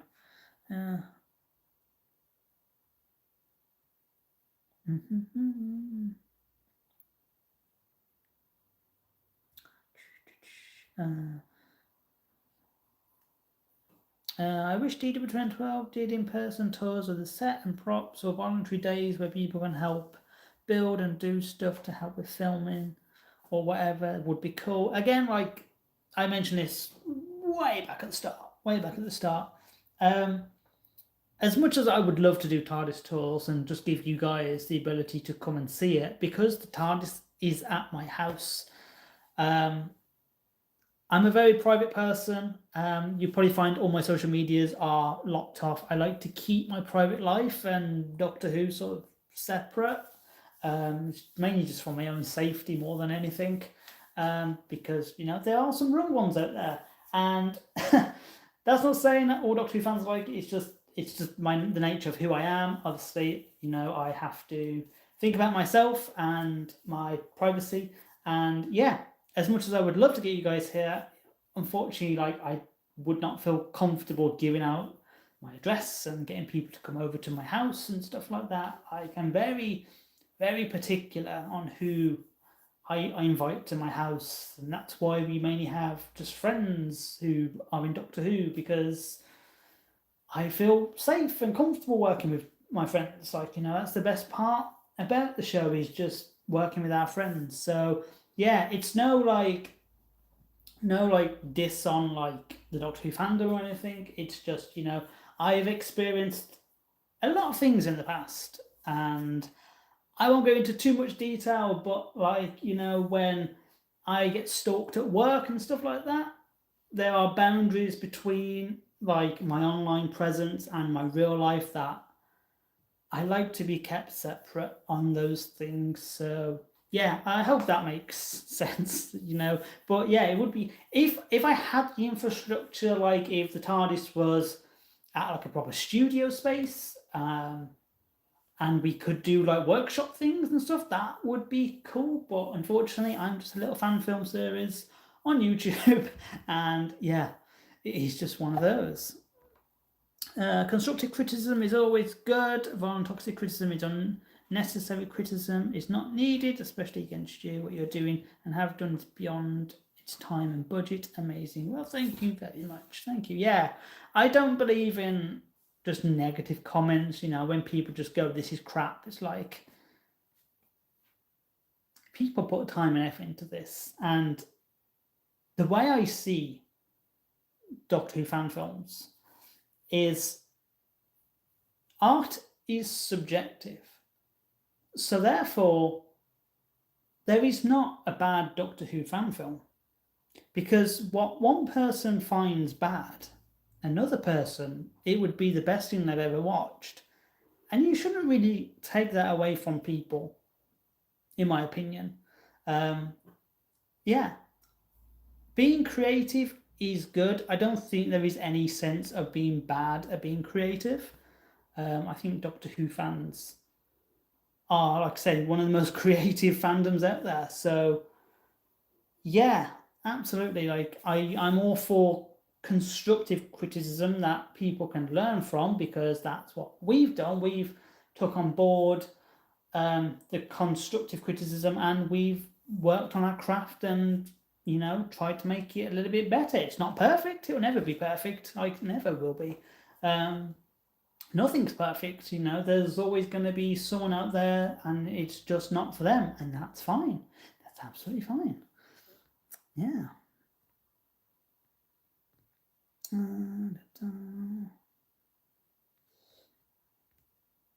So I'll scroll down to the bottom just to make sure where we are with comments. So the new TARDIS reminds me of the memory TARDIS, but cleaner and less crowded. Yeah, I've seen a few people mention that. I do see it in a way, like it is a homage to Doctor Who and all the other TARDISes. So yeah, I mean, the way I always see it is like, if this TARDIS, if the Doctor was 10,000 years old, and they've had so many TARDISes in the past, there would be a point where things on the TARDIS starts to get reused, and this has already happened. Like the Ncuti Gatwa TARDIS, it uses parts from the 11th Doctor's first TARDIS and the 12th Doctor's TARDIS, and it uses bits and pieces of the actual set, so it's already kind of starting to happen. Yeah, and that's the way I see it. I see the TARDIS just going, well, I'm going to nick that bit, oh, that's cool. So yeah, and I think with the story that I'm telling from Quantum to Phoenix, this TARDIS makes so much sense to why it looks like this for those Doctors. But yeah.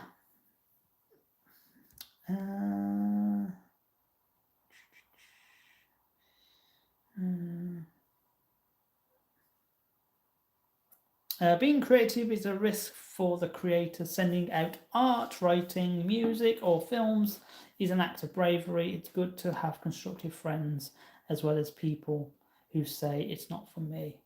Yeah, for sure, for sure. Like I've I've sent things to friends, like I'll send things to Dom, I'll send things to Ben, I'll send things to Rory and stuff, and they will give me constructive criticism, and I will be like, okay, I'll take on board like what people say, like, and I've always been like that. Like my close friends are the ones I tend to go to first, when I want to sort of test the waters on if I've done something, and see what they respond. And then of course when the episode goes out for you guys, then obviously you guys are whatever you say, then I work on a bit more of. So yeah, I think it is to sort of. I mean, I'm trying not to make this sound like bigger than it is, because it's really not. But yeah, to go on the internet and go, this is what I made, with the risk that someone's gonna rinse you. Like, I've wrote this piece of music, someone listens to it, oh, that's rubbish. It's heartbreaking to hear it, like, the negative comments, but they are what they are, and they are there to help. It's just, yeah, I think being an artist and a creative in the fan space of things, you have to develop a thick skin. I find that's taken me quite a while to do. There's still times when, like, there'll be, that was my air compressor just making a ping. There will be some moments where I'll read something and it will genuinely upset me. But yeah, I do tend to stay pretty thick-skinned. I'm like, I listen to like negative comments or constructive comments, and I'm like, it's fine, it's fine. Yep, you're right. We will work on it. So yeah, yeah. Let's have a read a few more comments, and then I probably really should tidy up.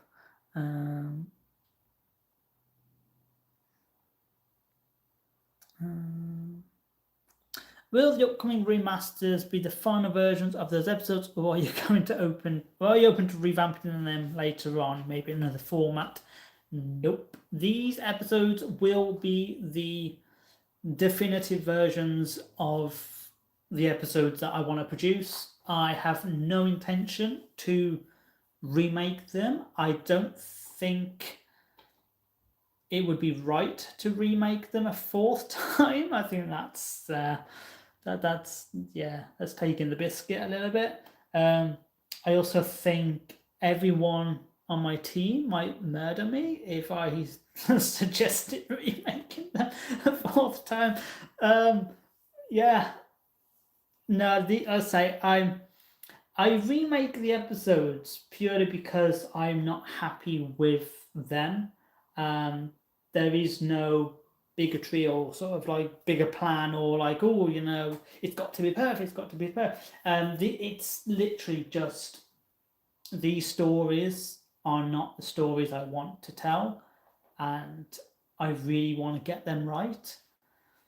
I want to complete Series 6, and I want to look back and go, I've told the stories that I've really wanted to tell.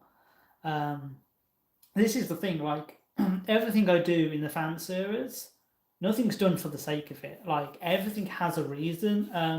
I've said this before, but multi-doctor stories, I will only ever do a multi-doctor story if the story says you need these doctors there for this reason. There has to be a valid reason to why that happens. And there's a valid reason to why everything happens in the series. Whereas before, we made half this stuff up as we went along. And yeah, I want it to be right for me more than anything. Obviously, I want it to be good for you guys as well. Like, that would be nice if we get it good for you guys. But yeah, as an artist, I have to be happy with the art that I'm producing and the things that I'm releasing, because like I say, these will be on YouTube forever. There will be the thing that's left after I'm long gone. Like, it's my dedication and my thing for the world to see. So if it's not a true vision for me, then what is it there for? It's just nostalgia more than anything. It's just people watch the old stuff and go, "Oh, well, I remember watching that when I was a child," and that makes me feel really old. But um, I want you guys to see what's really up here and what I've always wanted to tell. And yeah, I love this show. I love Doctor Who. I love my version of Doctor Who. I love the characters and everything we've worked on. And I think it would be wrong to do it for any less than my true vision and for fun. So yeah. Da,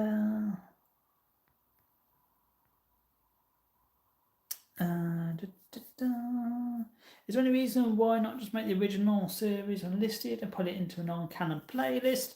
So the remastered series 1 won't be deleted. I do plan to put that into like a separate little hidden away playlist, so that will still be available for you guys. A lot of the episodes had to be taken off just copyrights. That's that's just it. Like, I don't have the original footage to actually edit a lot of the copyrights out, but the copyrights were damaging the channel drastically, to the point where we weren't allowed to upload any video longer than 15 minutes. So could you imagine Fall of the Doctor being released? Like, oh, there's also many reasons, to why they're not online. A lot of it's just due to respect of people who don't want them up anymore, or individuals who are in there who we don't associate with, for one reason or another. There's lots of reasons why.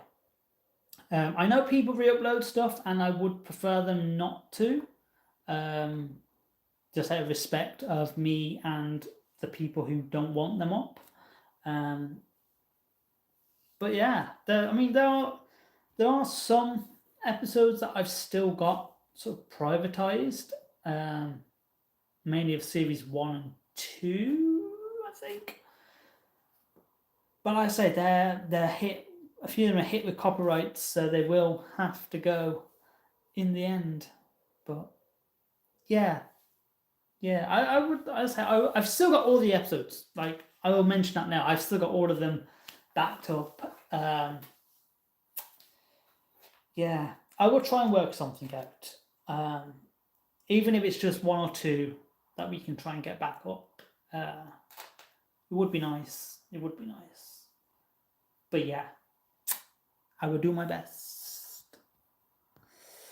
I'm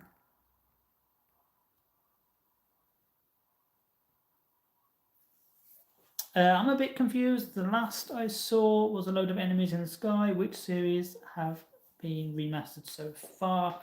So the last episode you saw was Time Crisis Part 3. That's still happening. That's still thing. So basically, Series 5 is the only thing that will always be there. That will never change. So Series 6 will come after Series 5. But first, we're going back and doing 1 to 4 of the Doctor first. So those are the series that have been remastered. We've currently remastered the majority of Series 1. There is still quite a lot to do on Series 1. I'm not gonna lie. I'm not gonna say, yeah, we got it all in the can. We have filmed a huge chunk of it all. Yeah, it's just we need the TARDIS and we need the film studio done so we can actually carry on filming. But yeah, and we've started filming Series 2 as well. So yes, Rory has mentioned Eternal Darkness Remastered is no longer on the channel. It is still there. It's just privatized until I've worked out where to put all this stuff. Yeah, it's just that episode would be the most confusing episode. It was basically we took it off public because we announced all the new Doctors. And I knew if people watch Eternal Darkness, they'd be like, well, hang on, there's these Doctors and then there's these Doctors. Who are the real Doctors? So, yeah, until I've worked out where to chuck them. That's just been temporarily hidden from the public because obviously we've had new viewers. I don't want to confuse the hell out of the new viewers. I don't want to scare them off. I want to be like, come here, we do Doctor Who and we have fun doing it, so please stick around. Yeah.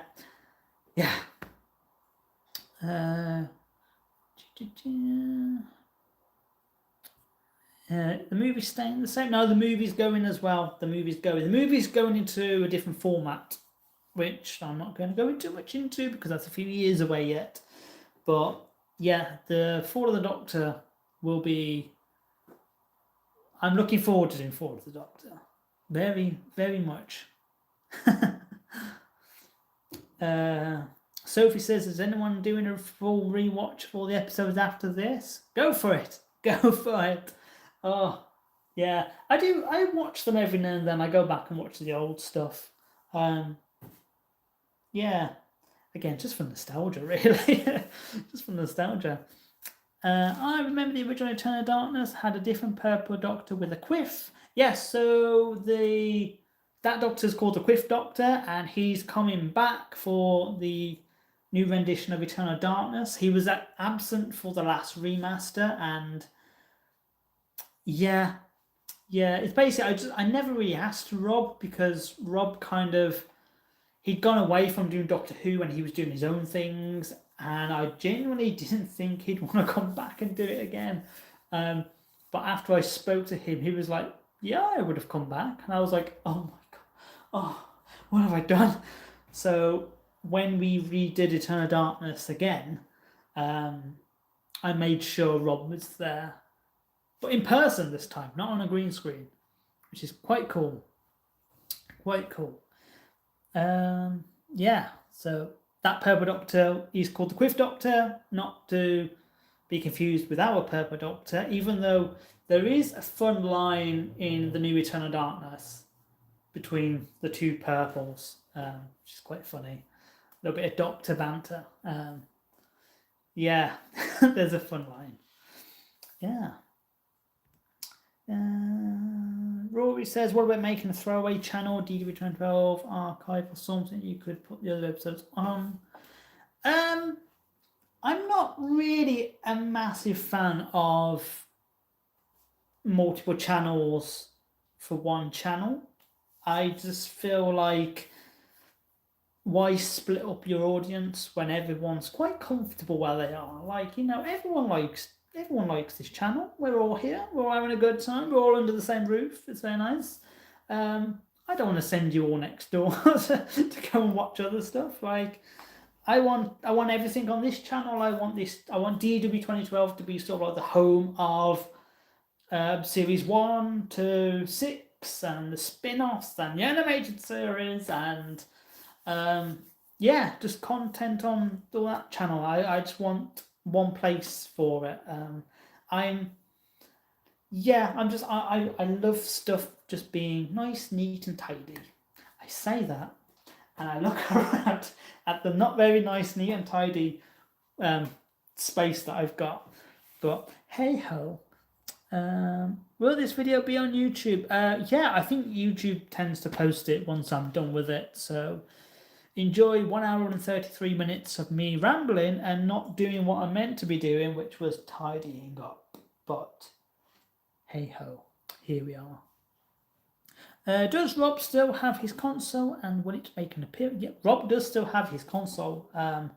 He still has it. I know for the version of Eternal Darkness, Rob has basically, he's using bits of his TARDIS, but he's also created a virtual space as well for the console room. So it's kind of like a mix of both. Quite like how Velocity do theirs, where they've got the physical console and then a rendition of the console room. So, yes. Oh, Dom is in the chat. The Purple Doctor has entered the chat. Hi, Dom. Hi, Dom. I see Dom in a week today. Cool. Let me do. I remember the original version of Series 2/3. The time rotor spins on the inside, kind of like the classic TARDIS. It's the other time the TARDIS didn't have the atom accelerator. It did, yeah. It was sort of based on the Hartnell TARDIS, and it was all suspended by a disco ball motor. Um, yeah, I was never a fan of that. It always looked a bit messy, and there was like big blobs of hot glue on it and stuff like that. And yeah, this was back in the days when like I just did not have any money whatsoever, so I struggled to sort of do the fan series. Yeah, whereas now I've sort of budgeted a lot better to doing stuff like this. So yeah, and my job pays better now. So, but hey, yeah.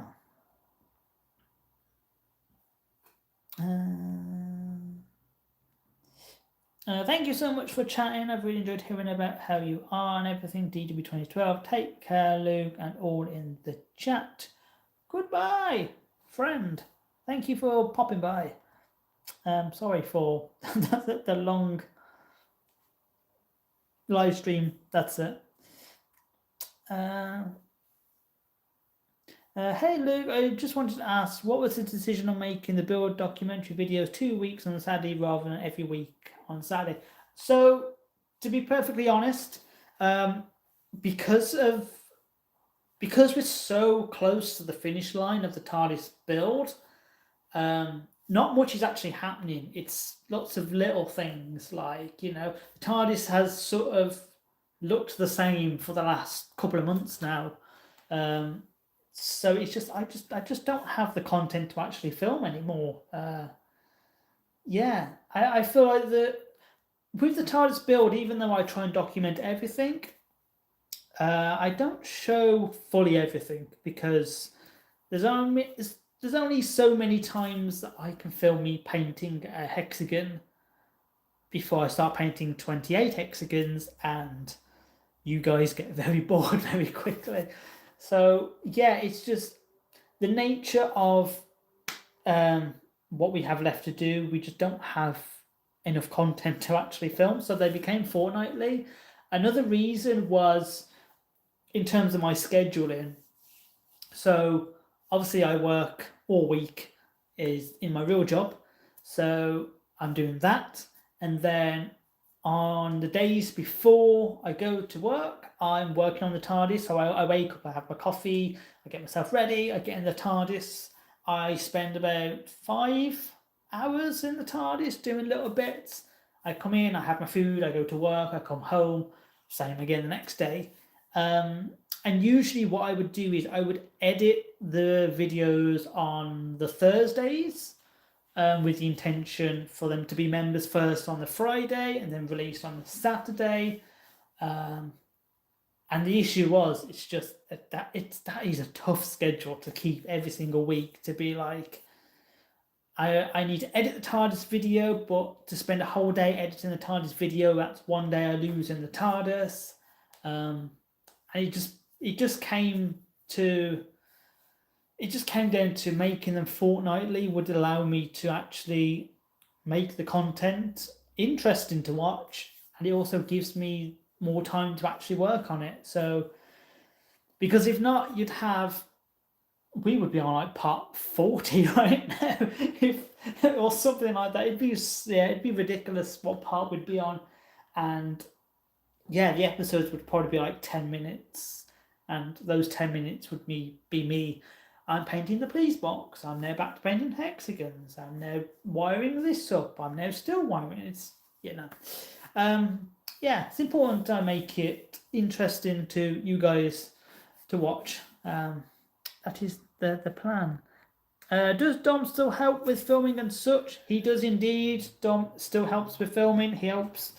I still work with Dom on Purple Doctor stuff. We've been working on stuff like short tales, and we're planning to do some new content together. We've done a chat with Dom video that was quite fun to do.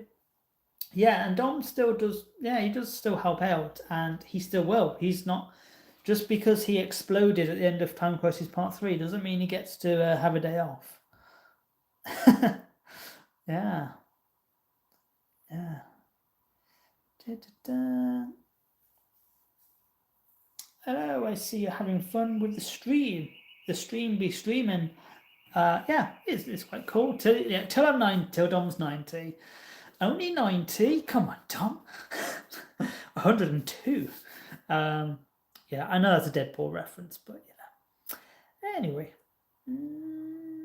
Not many can say I wake up, have my breakfast, and get in a TARDIS, can they? Not many do say that, Derek. Not many do. Yeah. Interesting one here. What do you make of Doctor Who's hiatus? Some of us aren't taking to it too well. I mean, I haven't really talked about the hiatus at all. Personally, I think the hiatus is a good thing, and I know that's quite like, but you're a Doctor Who fan. You're meant to like Doctor Who, and I do. I love Doctor Who, and we still have 60 odd years to go back and rewatch. Like, we are not running out of material anytime soon.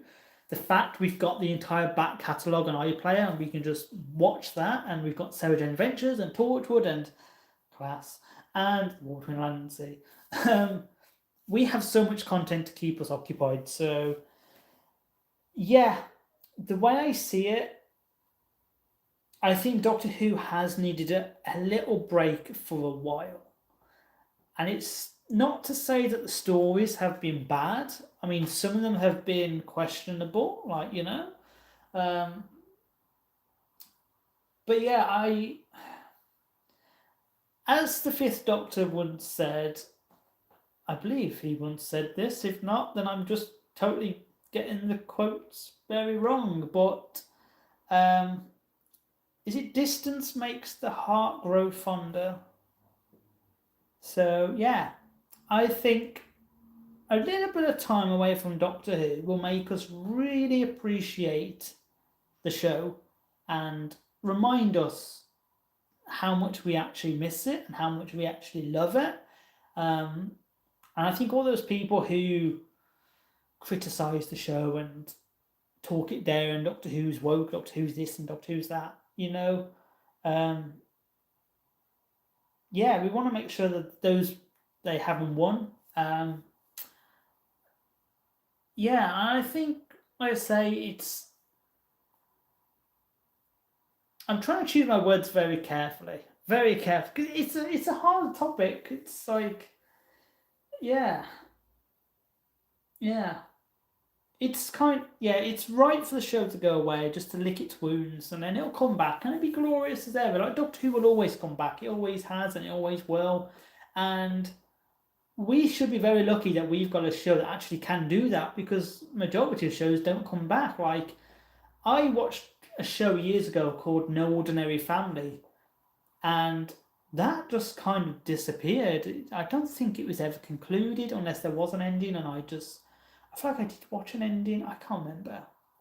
But so many shows just go and don't come back, and that's it. Like, a few of the Star Wars shows at the minute, like, they've gone. They're not, no sign of coming back, like the Acolytes and stuff like that.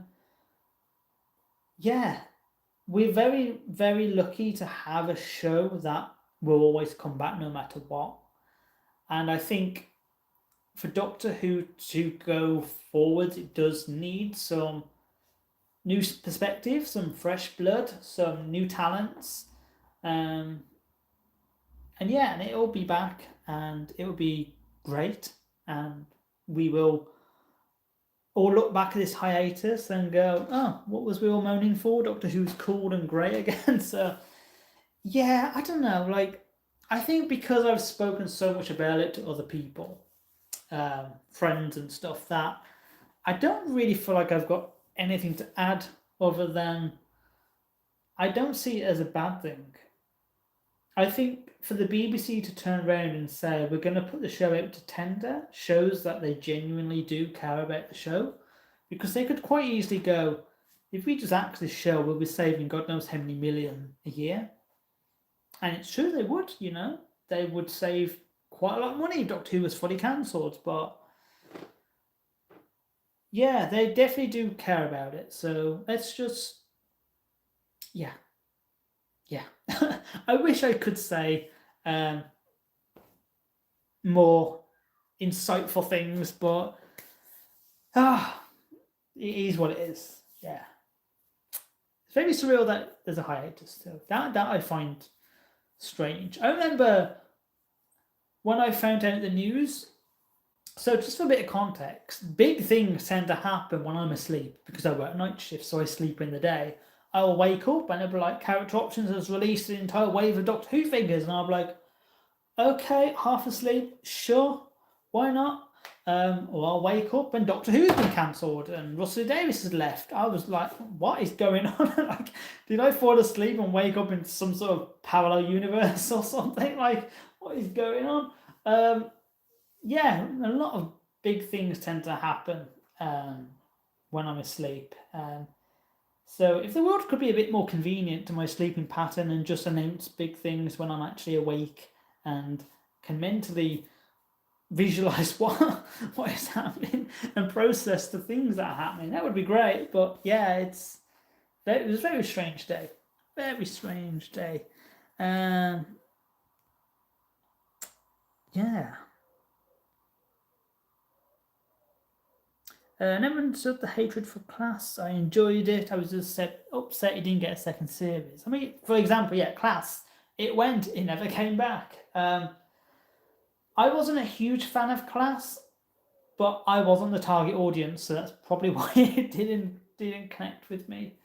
Yeah, Class was targeting a very specific age range of audience, and the majority of Doctor Who fans are sort of past that, so it's hard to sort of get into a show. Like, for example, if Sarah Jane Adventures came out now whilst I'm in my 30s, I probably would not have gelled with it because I would have been like, this is too childish for my liking. But because Sarah Jane Adventures came out when I was a wee little child, I loved it. I absolutely loved it. I thought it was great.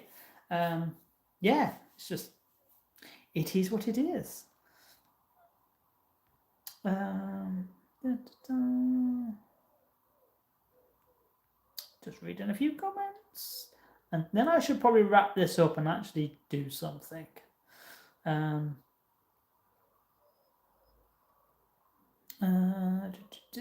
you have a favourite police box design? Wow, no one's ever asked me that before. That's an interesting one. So,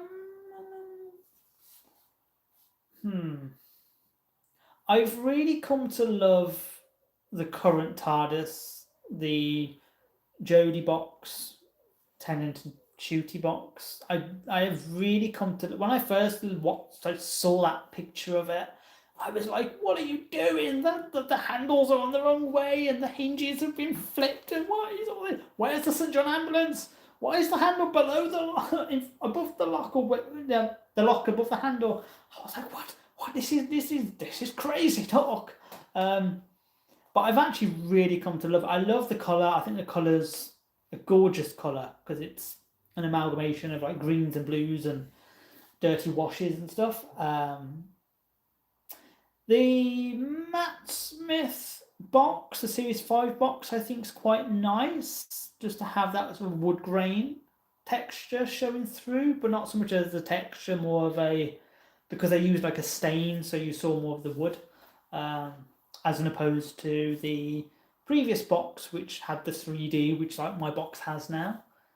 I love the First Doctor's TARDIS. I can never pronounce the name right, so I'm probably going to get slaughtered. The Baraki? Have I said that right? The very first TARDIS, basically, before they chopped the roof off. I really like that box. Not a fan of John's box, just because it looks a little bit tatty and they had the mishmash police box signs, and never a fan of that. Like, I get, they had no money, they were trying to make the original prop last, but I was never a huge fan. And I do like McCoy's box. I love Colin's era, but his TARDIS police box looks a bit tatty as well. Uh, yeah, quite a lot of police boxes mentioned there. Yeah. Going back for the comments. Where was I? So, favorite box. Hello, Doctor. Hello.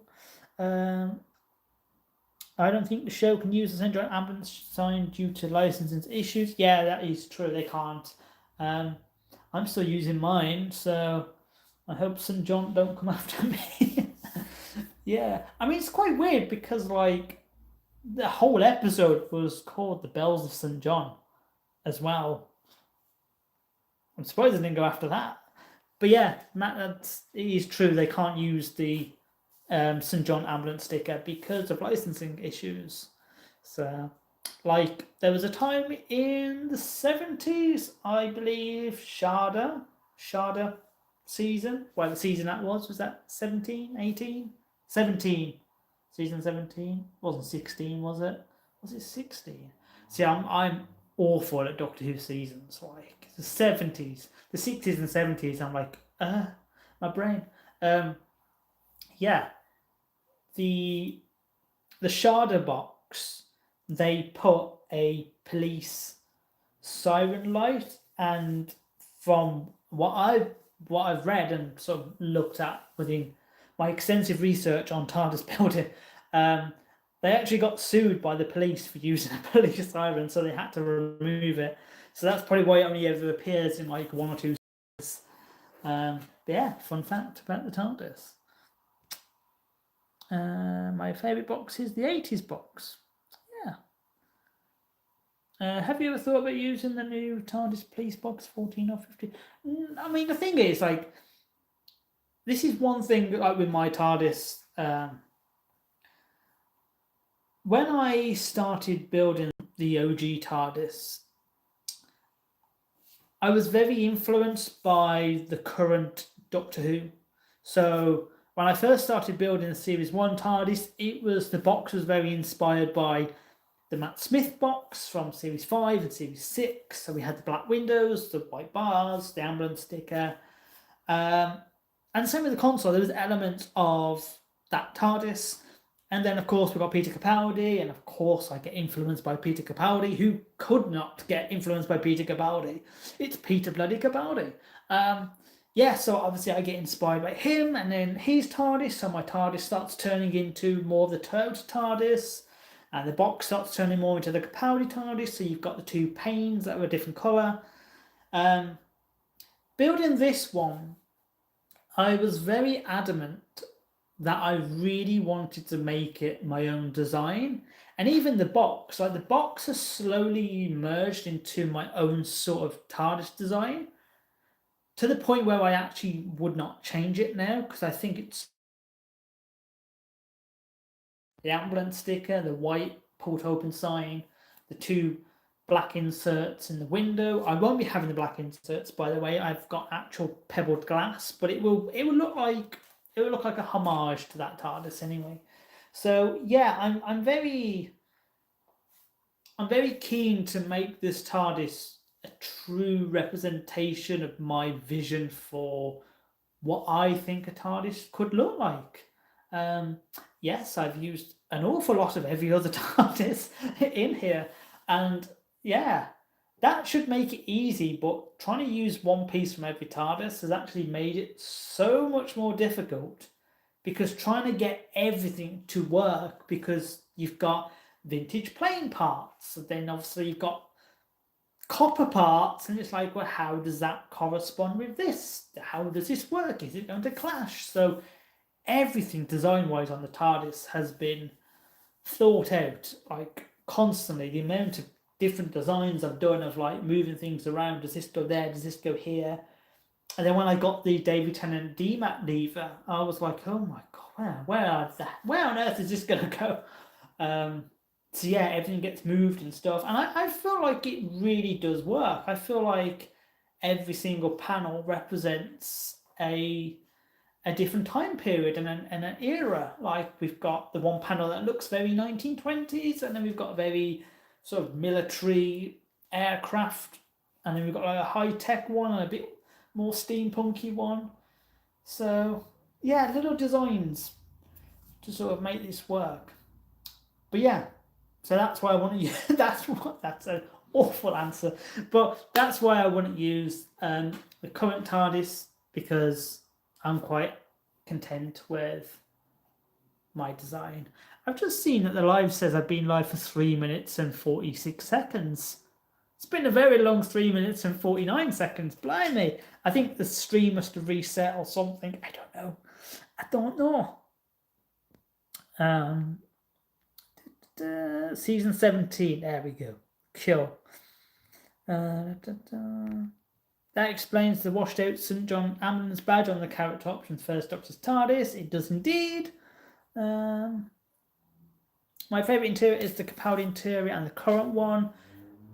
Yeah, Toyota is my favourite. The current one has gone up on my list, my TARDIS ranking list. Yeah, my least favourite is still Peter Davison's TARDIS. Sorry, I know everyone loves that TARDIS. Like, it's too tatty. It's too tatty, and the pinstriping is, it's awful. Awful. When I say Peter's TARDIS, I mean Peter Davison, the season 1920, that console, not the Celt console, the Five Doctors console. That's gorgeous. Love that one. Yeah. And then I'd say maybe John's TARDIS,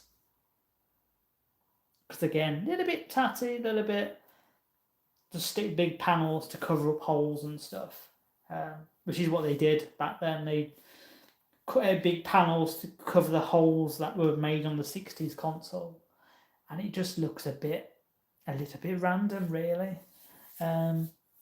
Yeah.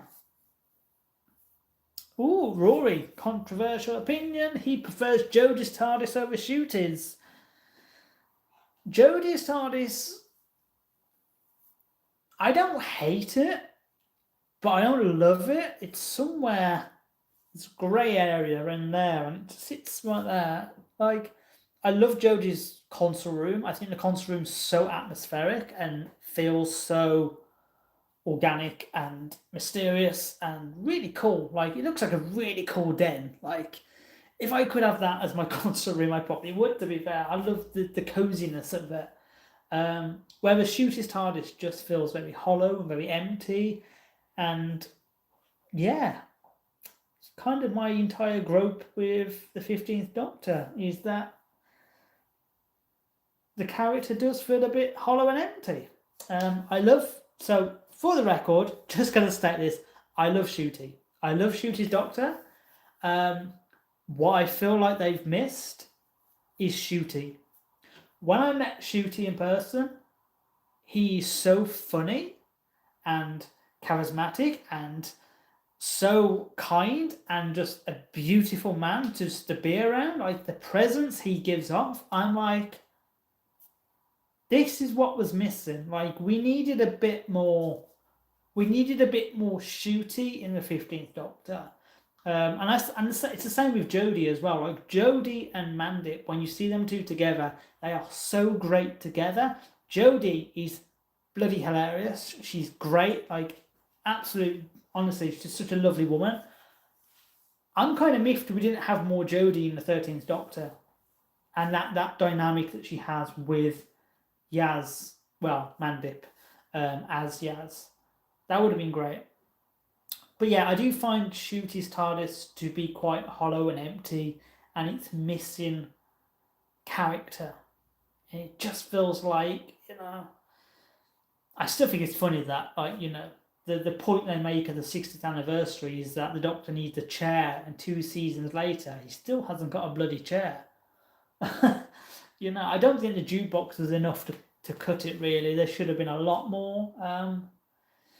Yeah, it's a problem when you make a TARDIS that big. It's just a bit empty, with Capaldi's, it's quite, even though it feels quite big, like I've been on that set and I've seen it in person when they did their Doctor Who experience tours, and it's not that big. It's very enclosed and cozy, and there's areas that you can go to, and I think that's what they needed on this new TARDIS. There needed to be areas where the characters can go and have a sit down or a talk or do something. So yeah, it's a shame. Sorry for the long-winded rant about TARDISes and designs and stuff, but yeah, both of those TARDISes have kind of gone up on my estimate quite a lot. I think researching all different TARDISes has really, really paid off.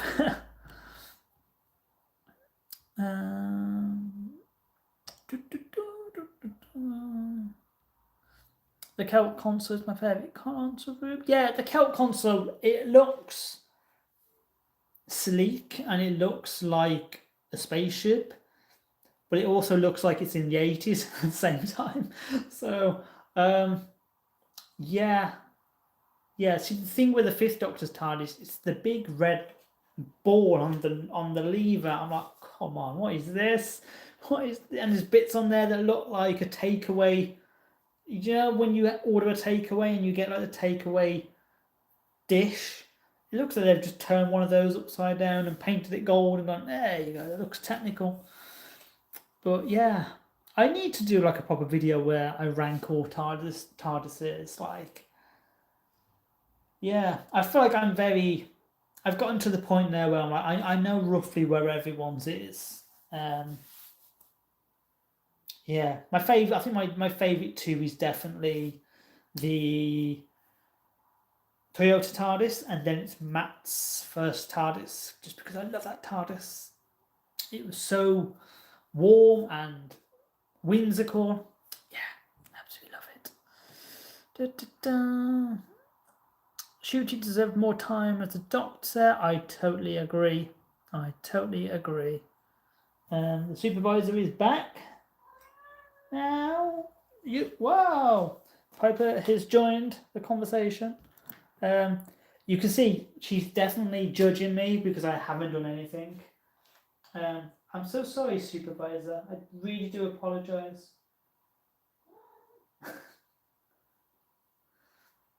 Watch the drill. She has just no care in the world. She's like, drill, headbutt. What are you doing up there? You're looking at K9. You don't like dogs.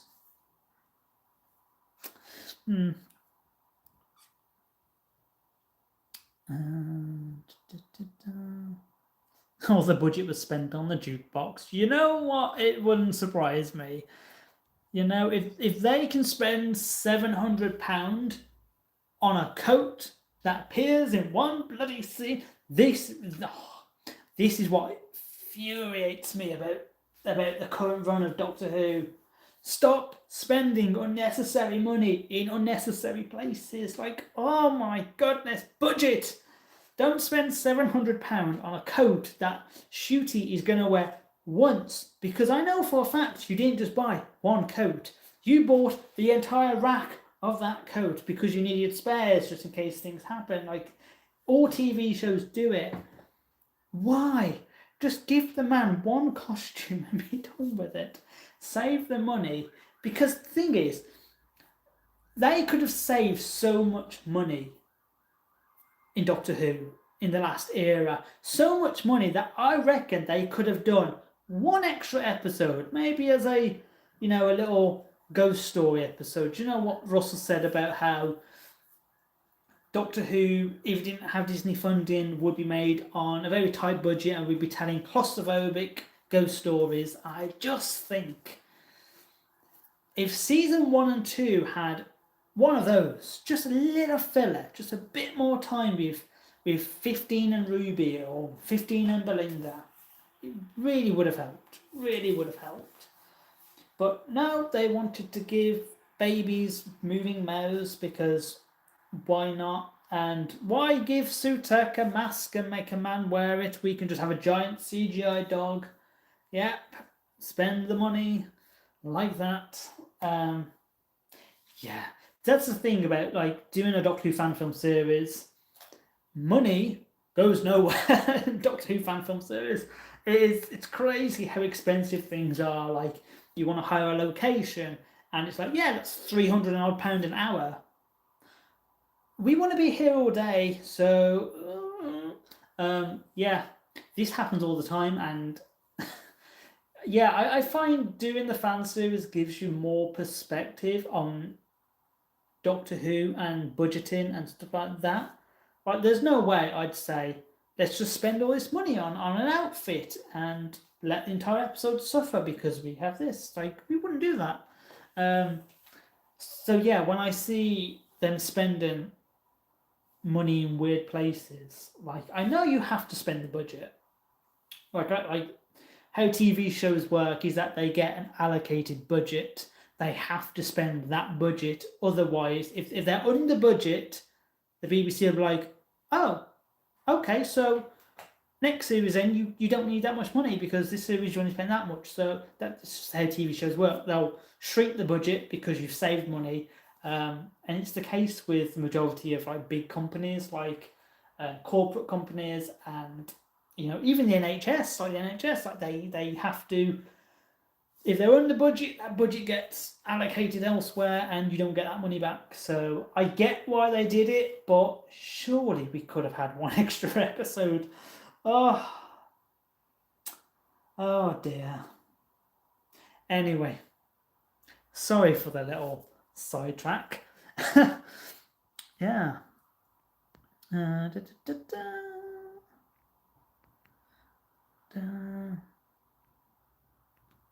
That's another thing that I wish they did. Shooty Doctor, give him a singular costume, specifically that gorgeous leather trench coat. Yeah, yeah. Like if you're Doctor Who, you need an iconic look, and this is like a rule that we have in the fan series as well. Like when Dom said, "Oh, do you think we could change the outfit up?" And this was like halfway through series 5. I was like, no, no, no, no, no, no, too soon, too soon, too soon. Um, so how the TV shows tend to do it is the first season with the Doctor, they will have one definitive look. And then the next season, that's when they change it up because it's a new jumping on point. So it's just a bit easier. It's what I've done with Little Red. Like Little Red, he wears pretty much one outfit with a few variants, like a shirt change or a waistcoat change, all of Series 1. Cool. Series 2 comes along, he sports the blue. He's allowed to branch off. There is a story to why he does that, but yeah, that happens. Series 3, again, the outfit changes slightly. Series 4, it changes slightly. Yeah, I do believe that, like, if Shooty had one consistent look, that they could sell him as the Doctor. I mean, this has happened as well with, like, I think a Series 5 with Matt Smith. He had one outfit with 2 shirts and 2 jackets, like, changing between. And then Series 6, it's sort of the same look, but they've drastically changed the jacket and the shirt and the bow tie and other stuff like that. And then Series 7, it changes again.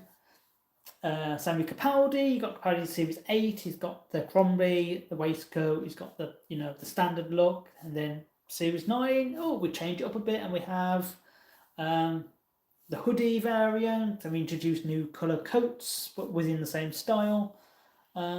Yeah, it's just consistency. It's consistency. It's basically marketing, really. Like, how are you meant to market Doctor Who when he has a new outfit in every episode? What character options realistically can only make one figure of the 15th Doctor? They chose the right version to do, to be honest. Like, yeah, yeah.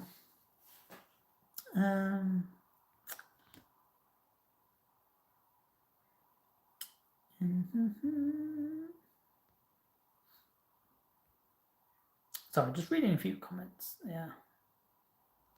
I would have loved Dom to have done another series for DGB 2012. I mean, I'd say like Dom will still do Purple Doctor stuff. Probably not a series, but he will be popping up every now and then. We'll be getting there's so many little bits in Series 5 where you can go spiral that, and that can go off onto a new series right there. There's one between Flatmates and Time Crisis Part 1, which is when the Doctor, Meg, and Tommy go off together, so there's adventures to be had there. There's one between the summer of '82 and Flatmates, so that can go off there and spiral off onto that.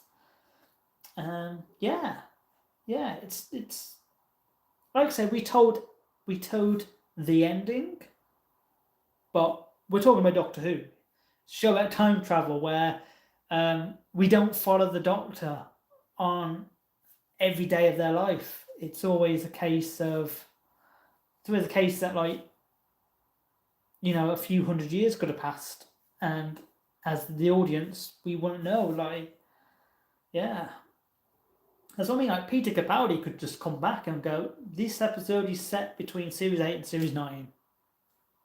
There's quite a big gap there. He could do all sorts. Even between Husbands of River Song and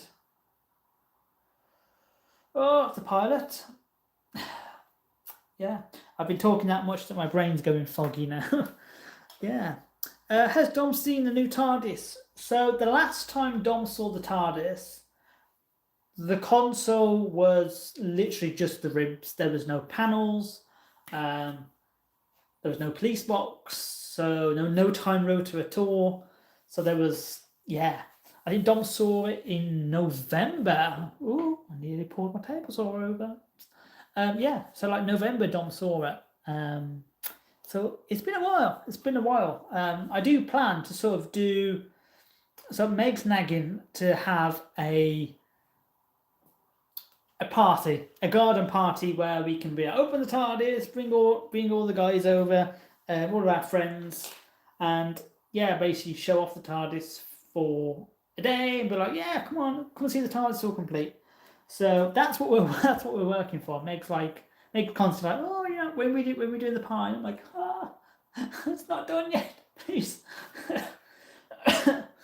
But yeah, like I'm trying not to show too many people the TARDIS in person. Ben really wants to come and see it, and I'm like, please, just don't see it until it's done.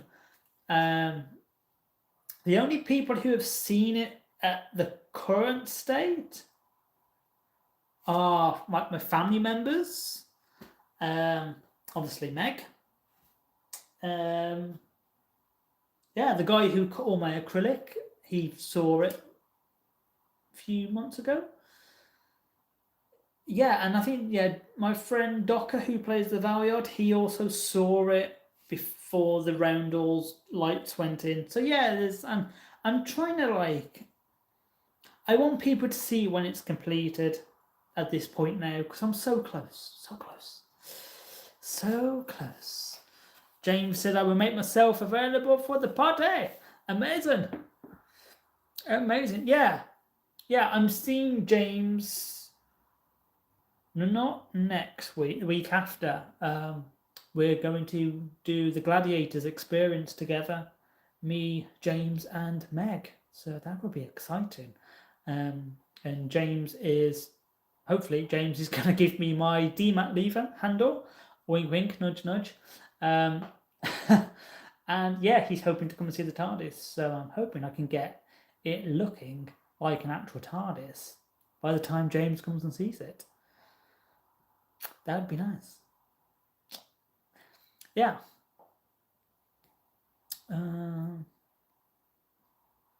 Getting crunk in the TARDIS. I'll bring vodka. Getting crunk? Sounds like you're already drunk. But yeah, so that's pretty much where we're at with life and stuff. So I'm just scrolling up and reading a few comments. Yeah.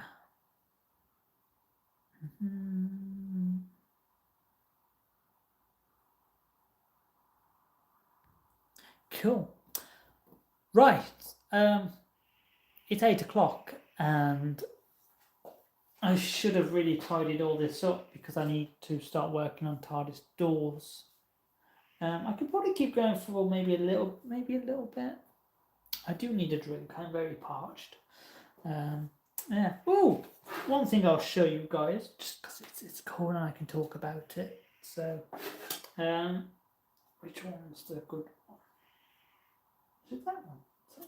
So, as you all know, the TARDIS usually has a plaque. This is a plaque that was released by the BBC back in sometime like 2017-ish. They released TARDIS plaque, and my friend Chris has made me a new TARDIS plaque out of acrylic, and it's been laser engraved with the TARDIS details. I'll flip the camera around just so you can read it all the right way. So here we read TARDIS, time and relative dimension in space, build site, the Gallifrey Black Hole Shipyard. Type is a Type 40 build. Hello, Piper. Sorry, the supervisor is back here because she probably wants food, really. I'm just reading it. Is it because it's spoilers for the next video? Do you want a head rub it? Want it? No? Put it that side? Oh. So simple. Anyway, as I was saying, so Type 40 build date is in 1963, authorised for use by qualified Time Lords only. Now, this is a little fun Easter egg. So, I added an MOT date being 2012, 2014, 2018, 2020, and 2025. Now, each of these dates is a little Easter egg because each date corresponds to the date I rebuilt the TARDIS. So 2012 is the original TARDIS build for the OG Series 1. 2014 was the original Series 2. 2018 was the full rebuild the full rebuild of Series 4 or 5. And then 2020 was the rehash of the console in COVID time, and then of course 2025 is the time now. And I just thought it'd be quite little fun little Easter egg just to have those dates, those significant dates of the major TARDIS rebuilds be MOT dates, completed by the technician. So yeah, this is yeah, just remember this word because this might come up in future. Misuse or theft of any TARDIS will result in extreme penalties and possible exile. Cool. Oh, I just inhaled dust. Oh, jeez. Oh, nearly regenerated. Oh, my phone nearly regenerated. It turned into Don then. Oh my goodness. Yeah, so Chris has made that. I'm very grateful. So that's going to go on. Ooh, there's me. So that's going to go on the front of the console. So, yeah, very fun. There's just the supervisor just sitting next to the TARDIS. That TARDIS lantern's nearly bigger than you, isn't it? She's pretending she's not hearing me.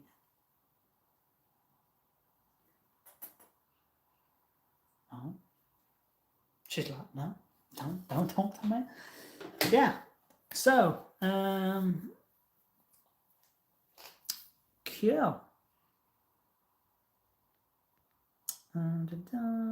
Luke is now the technician. I'm not the technician. Oh my goodness. Oh my goodness.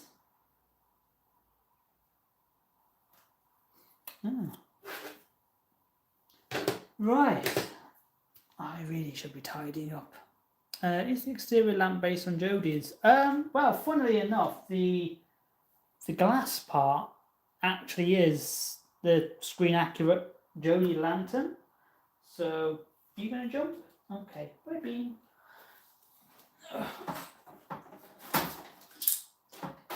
my goodness.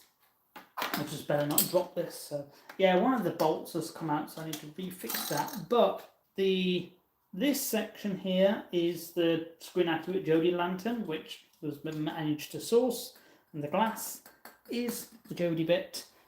And then the top bit here, that's actually from... This is from the OG TARDIS, from Series 2? Yeah, Series 2, when we had the half box. That's actually the OG piece that somehow fits and I've kept all this time.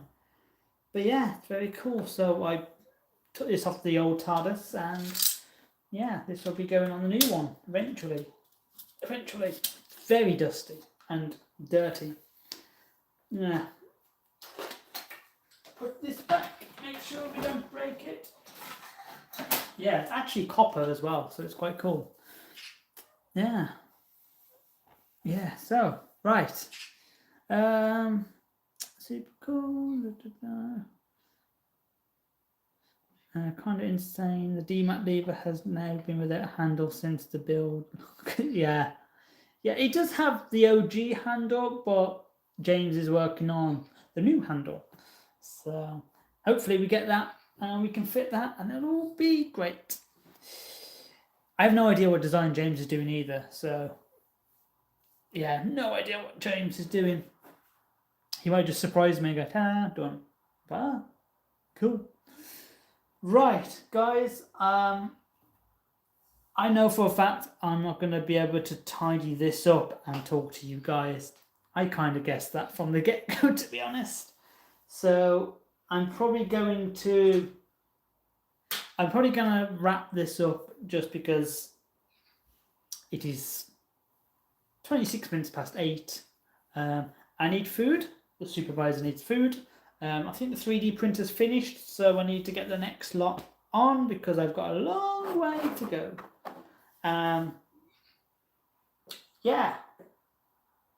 Yeah, and I think tidy this up and then I can start taking my doors apart because I need to do some modifications to the doors. I think the positive thing is, if I just check, because earlier I basically fiberglassed these bits, which you'll see in part 19. So let me just check, because these are probably dry now.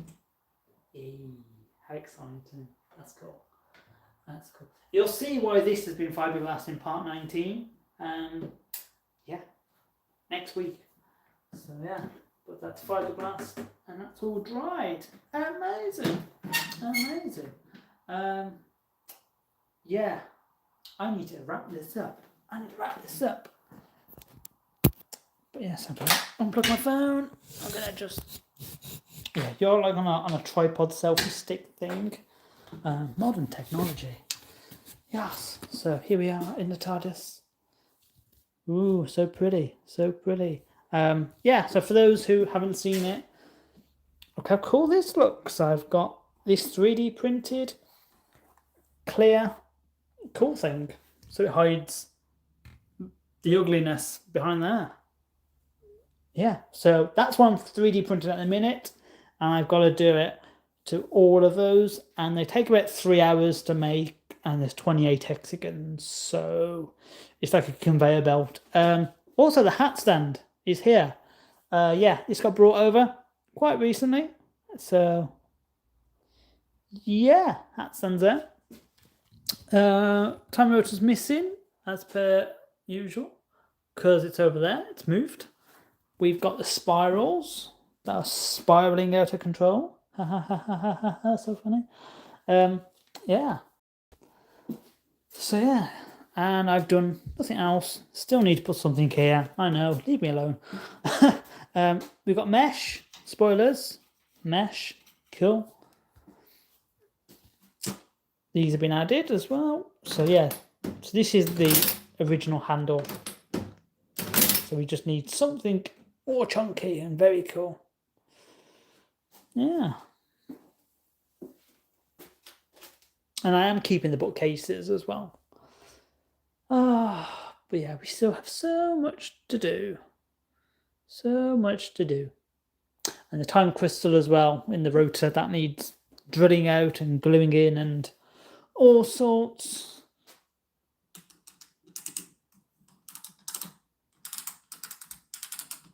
Cool. Zigzag plotter. Yeah, this is going to be the zigzag plotter. Cool. I have found the actual zigzag plotter, but unfortunately it is so rare and hard to get and expensive. And I wouldn't really have anywhere to put it, because if I stuck it there, not only would it not fit, if this sticks out, that's my hip I'm going to be damaging. I already have enough of this thing. Thanks, Rory. Mister, put that there. It'll be fine. The amount of times I've walked and clipped my hip off it. Oh my God. Yeah, blame Rory. We're blaming Rory. Don't forget the sonic charger as a reminder. Some people need to stop. The sonic charger's there. It's right there. Look, it's charging the Sonic. But it's not, because the Sonic's dead. It needs to charge the Sonic. Yeah. And we've got the atom accelerator. That's very cool. Yeah. And all the brass bits which are glued on. Yeah. Yeah. Luke got rage bait. Yeah. Sometimes I feel like you guys just bully me for no reason. You bully me into putting brass pieces on and sonic chargers and all sorts. Yeah, but yeah, and yeah, the atom accelerator bits on the rotor, all looking nice. All this has been glued together now as well, except for this bit. This bit is free. Yeah, we've got all lights all in there and all in the bottom, and it still scares me to think I've got to lift this entire thing into there somehow. But yeah, these were all 3D printed as well, the spirals. So, but I'm currently in debate. So yeah, it's whether we keep these clear tubes or not, or whether we get rid of the spiral. Now 12 people said keep the spiral, so I'm going to go with the spiral, but I'm just debating whether I get rid of the big main tubes or not. But that is something I'm working on in my own time, when I can actually really think about what I want to do with that. So yeah. Just going to read a few comments. We love you, Luke. I was simply mocking the amount of times people have asked to make sure it was there. Oh, I know. I know where you were going with this. I know. The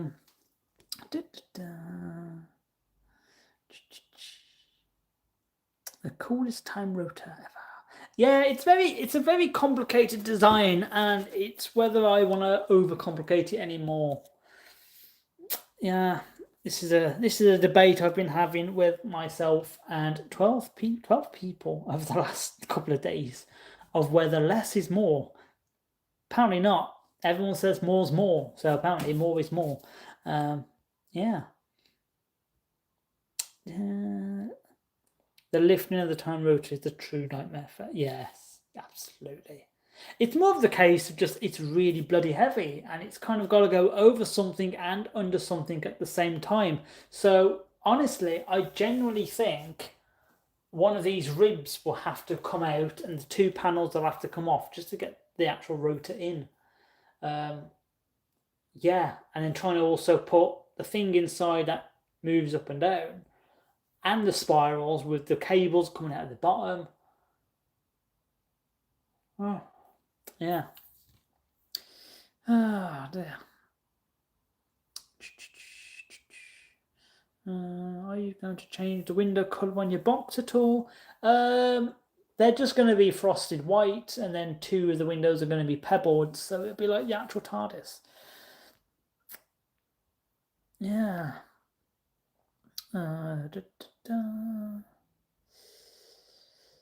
Just pray the rotor won't fall off from your hands. Don't say things like that. Why would you say things like that? That's a horrible nightmare to put in my head.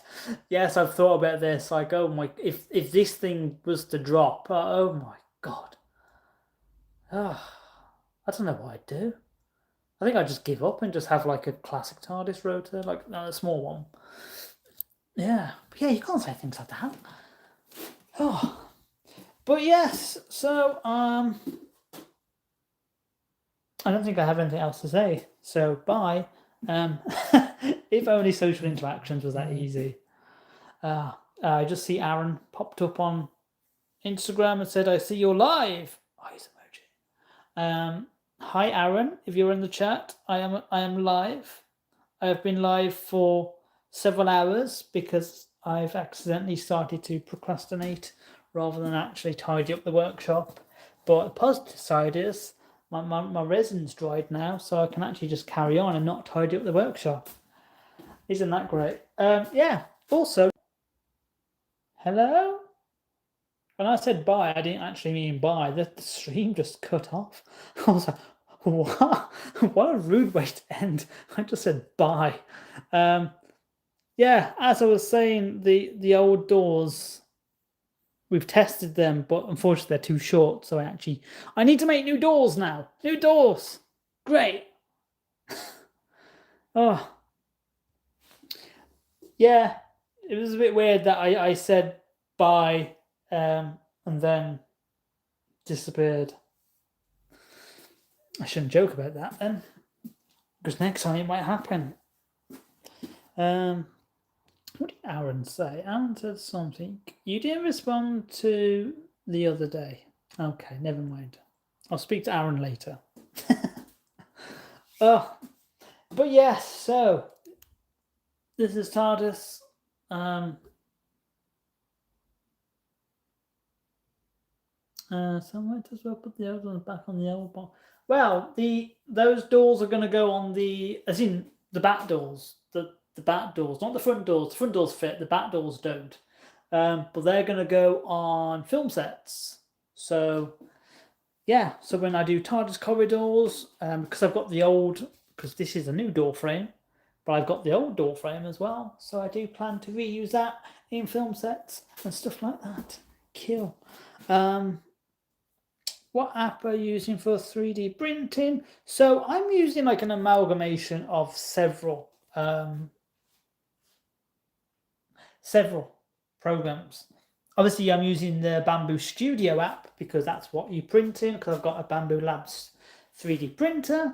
But I'm trying to work with Blender, and I've created this in Blender and then cast it in clear resin and then tinted it green. Oh my god, please don't drop. Jesus, could you imagine? Oh. Yeah, and I've made some other stuff in Blender, but I'm still a newbie. I'm not fully there yet. My brain's just fogging up like crazy. But yeah, I've been using sort of Google SketchUp and then exporting that to Blender, exporting that as an STL to Bamboo Labs. Because I work really well with Google SketchUp, like this whole thing was designed in Google SketchUp. So it's a very comfortable program to use. If I need something for the TARDIS, I'll just make it in SketchUp and then export it. But yeah, that's that. Oh, we have another live. Yeah, we have another live. Not live. Not what? Talk properly, Luke. We have another super chat. Thank you for doing English. Thank you for the super chat, Sherlock UK. Want to build my own TARDIS console in my loft? Ideas? Well, you could, if you put it in a loft, if you've got the exposed beams, you could sort of convert those into like girders or something like that. Maybe like the Tenant TARDIS or like the Fugitive Doctor's TARDIS. That would be kind of cool. So long as it's safe to actually do it, because obviously beams in the loft, you don't want to put too much weight on those because your roof might collapse. Not a structural engineer, by the way, but you know, it's just logic, isn't it? You know, you put too much heavy stuff on one thing, eventually it's going to give. So yeah, I mean, let's say check out TARDIS Builders if you want some inspiration on builds. There's loads of people who've built TARDISes, and especially in lofts as well. So yeah, definitely check theirs out. I'm not really good at giving advice because most of the time I don't actually know what I'm talking about. I just hope for the best, that I can say things in the right order and it somehow makes sense. So if I can do that, then something's good happening. As a Blender user, it's really the best 3D modeling app. Yeah, I agree. It's good for like organic things as well. I'm struggling with sort of like inputting sizes and stuff to get things like a millimeter precise to print things onto the TARDIS. So I have been using SketchUp because it's as simple as draw a line, type in a number, and it does it for you. So yeah. Timestamp Girl says, have you seen the DW2012 wiki I made on fandom? I have not. I need to check this out.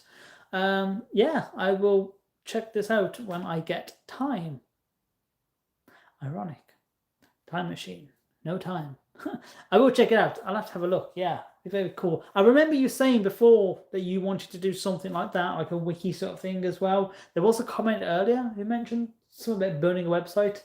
But yeah, I would definitely check it out. Yeah.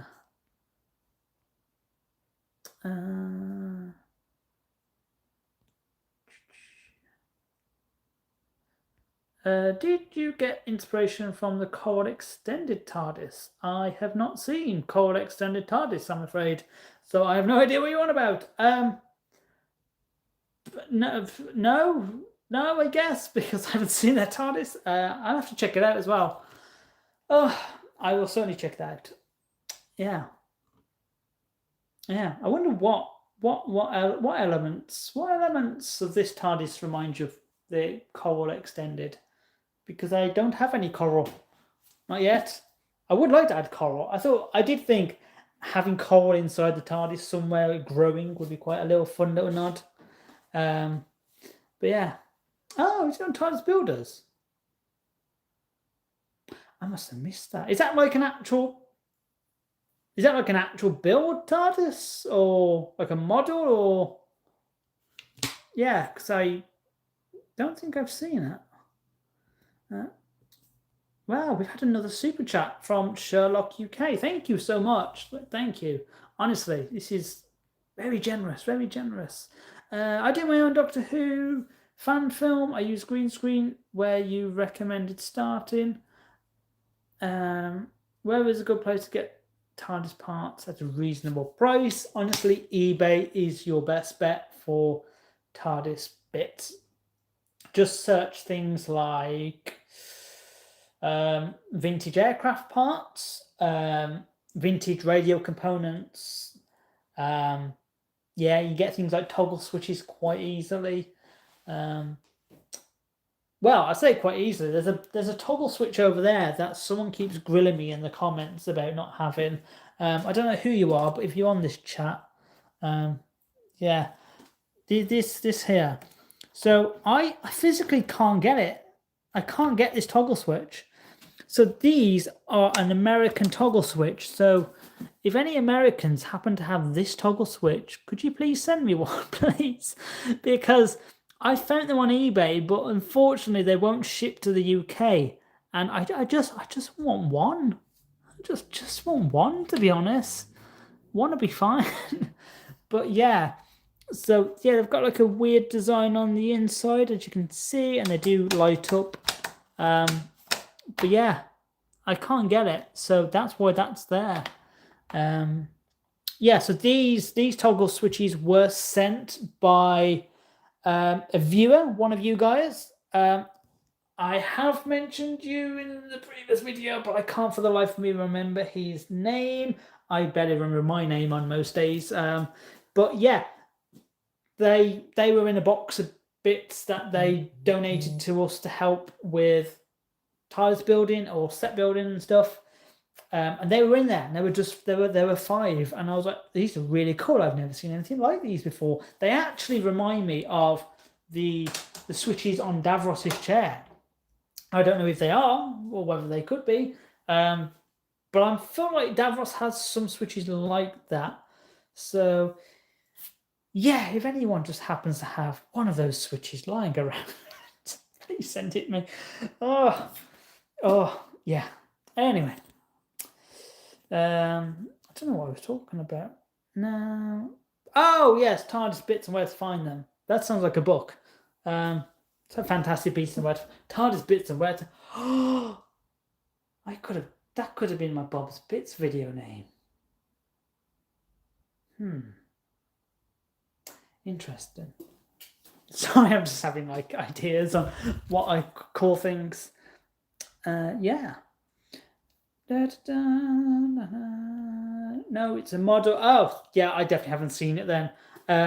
With the TARDIS builders, I tend to just look at like the actual builds, so I don't really look at the models. But yeah, that is a really strange coincidence if I've somehow added something from their TARDIS. But I suppose every TARDIS ever, I guess. Yeah, sure.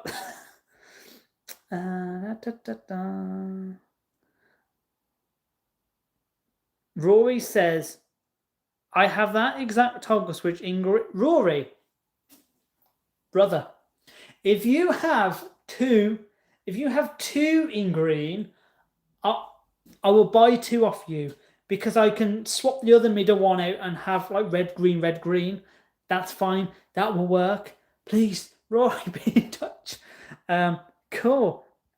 We're getting so many super chats. This is really, really generous. Like, honestly, baffles me. It baffles me, but it's very generous, and I honestly appreciate it so much. So Sherlock UK says your fan films inspired me to make my own fan film. So thank you so much. You're a true inspiration to me. Well, I'm glad to inspire and generate a new fan film. And yeah, no, honestly, it's as I said earlier, I spoke a lot earlier in the chat about content creators and how this is like my legacy sort of thing. Like when I'm dead and buried and I'm long gone, and YouTube's used by like the boomers of like 2060. I want people to look back and just, if I can inspire someone in 60 years' time to make Doctor Who fan films, cool. And the fact that like it happens now, like people watch our stuff, like yourself, and go, oh, I could do that. I could pick up a camera and start filming. I don't need any fancy tech. I can tell the stories I want to tell. I can be creative in my own space with my own art. That's brilliant. Honestly, that is, to know that like I've helped you sort of create that in a sense, that makes me honestly very happy to know that people are inspired by our stuff. Like, it honestly means the world to me. It means that we're doing something right. Like, that's all I could ever ask for. All I could ever ask for is to inspire people to be creative, because that's all I want. I want everyone to make Doctor Who fan films and Doctor Who creative content and all sorts. Like, never let anyone tell you otherwise. You guys, we are the best community in the fandom. We are the best fandom community in the world. We're the most creative ones. Like, don't ever let anyone tell you what you can and can't do, because you can honestly do anything you want when you put your mind to it. You learn the craft, you put the work in, you put the love, you put the passion in, and what you'll get out of it is something far more rewarding. So, yeah, keep going with making fan films. Keep Doctor Who alive. I have another super chat from a YouTube member, Dim2020. Dim 220. Sorry, I was reading this as yes. Thank you for the super chat, and thank you for being a member as well. Honestly, like, your support honestly really, really helps. Just helps us do what we love doing and creating content for you guys. And yeah, keeping the show alive whilst the show is having a nap. Hello, supervisor. Supervisor is back. We're on supervisor's level. Oh, okay.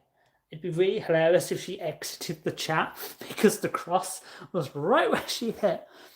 But Dim says, I would love you to put a button on your console so you can travel through dimensions. Well, in series 4, the Doctor does actually get the capability to travel into the multiverse. That will still be a feature in the remastered series. So yeah, definitely check that out when we get there. When we get there, there'll probably be something the Doctor plugs in that allows us to travel. Rory, you've let me down. Why? One green one.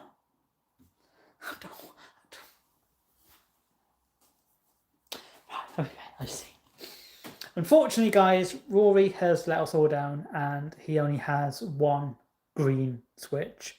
Why did you buy one? That's what I'm more curious about. Why did you just buy one? Yeah. But he also says that you could always take apart the switch and make a part from resin. See, I could, but I don't know whether I'd get that detail on the inside, because it's actually inside the whatever material this is, plasticky stuff. Yeah. Luke, did you hear the Doctor Who is coming to CBeebies next year in 2027 for 58 episodes across 3 years? If you told me that like 10 years ago, I would never have believed you. Oh. Can I send you a link to my videos? Absolutely. Drop it in the comments and I'll be sure to check it out.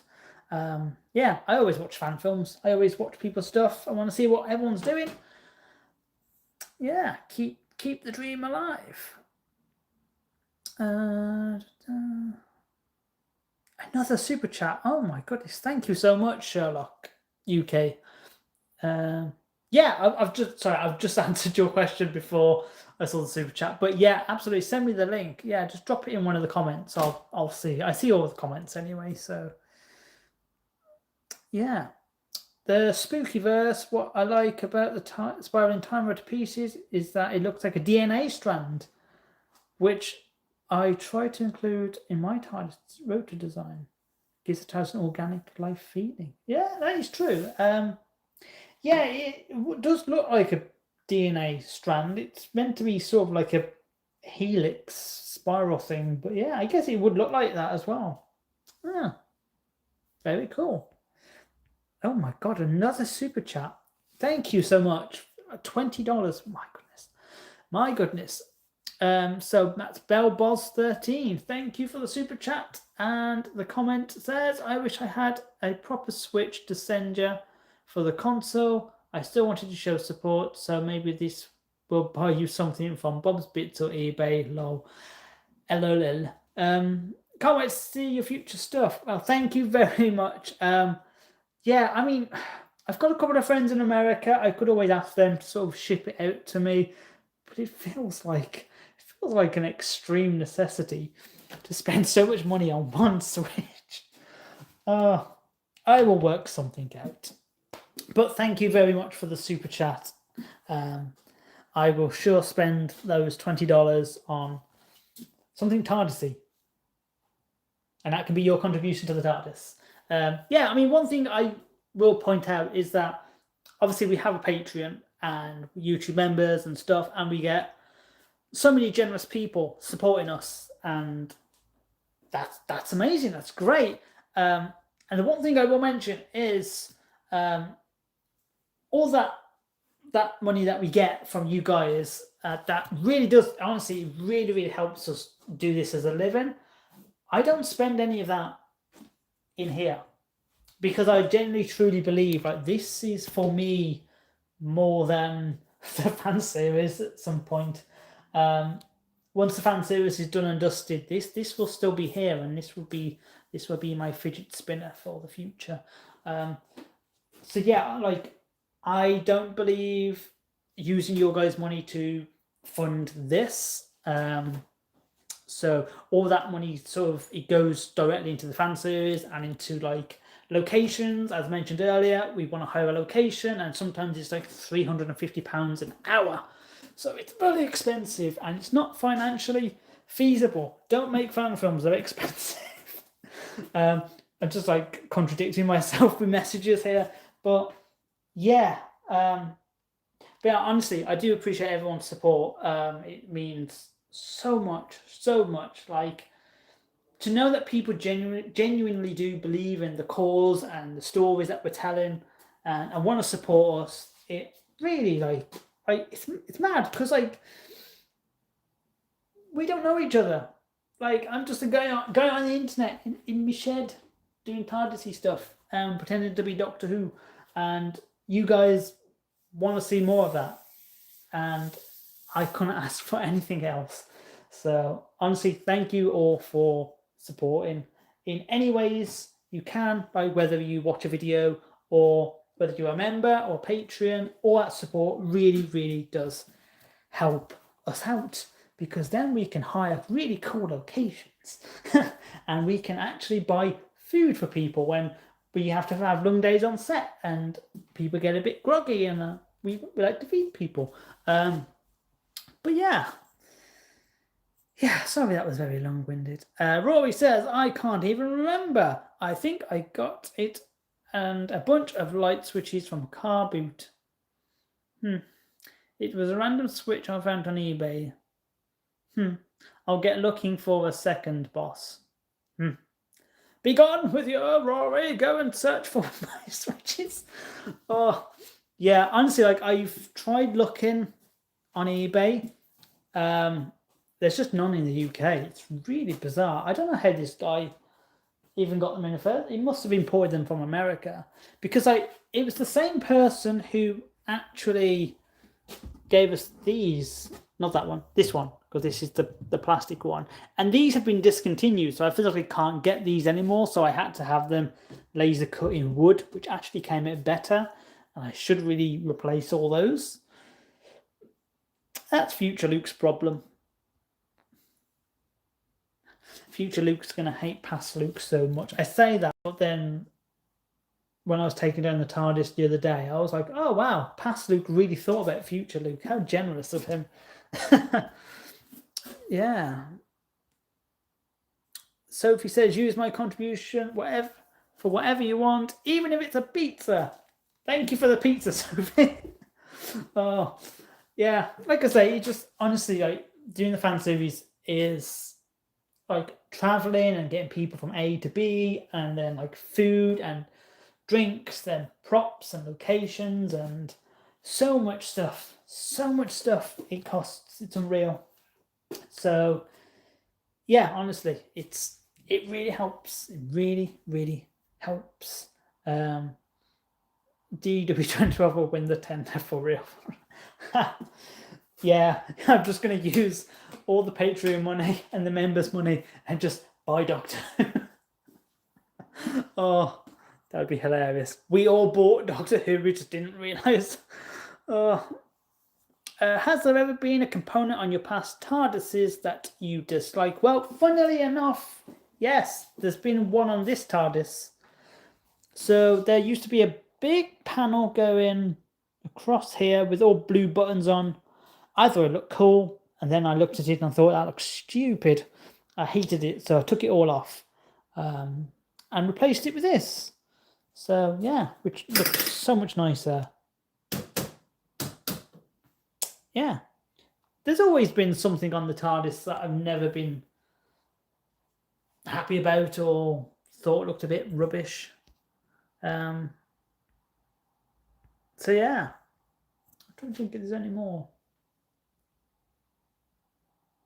I can't even think about the old TARDIS anymore. Yeah. Imagine this as Doctor Who 2. Exactly. It's a little bit extra. It's Doctor Who, but a little bit more. Yeah. Wait, you are still live? I thought I was there for an hour. I went to got dinner or 1 meal later, and there you are, still streaming. Yeah, I know. I really got distracted. I started procrastinating. I am very hungry and I'm very thirsty, and Piper's coming in 3 times and told me off because I haven't done anything, and I think she's also hungry, so I do need to go and feed the baby. So yeah, I should really wrap it up. So thank you for calling out the fact that I've live streamed for a lot longer than I should have. But yes, that is my reminder that I'm still live streaming. Dinner for the supervisor, absolutely. Absolutely. What was that? How did you make your sonic screwdriver? I didn't make this one. This one was built by a guy on eBay. I don't think he does it anymore. It does need new batteries because the sonic charger is not charging. So I need to actually replace the batteries on the Sonic. Yeah. I think Piper can never appear in the series. Oh, we'll get her in somewhere. Somewhere Piper will appear. I think she was in one scene very briefly for Dawn of the Doctor, but then the scene got reshot because we moved locations. The spooky verse. Yes, the Sonic Charger.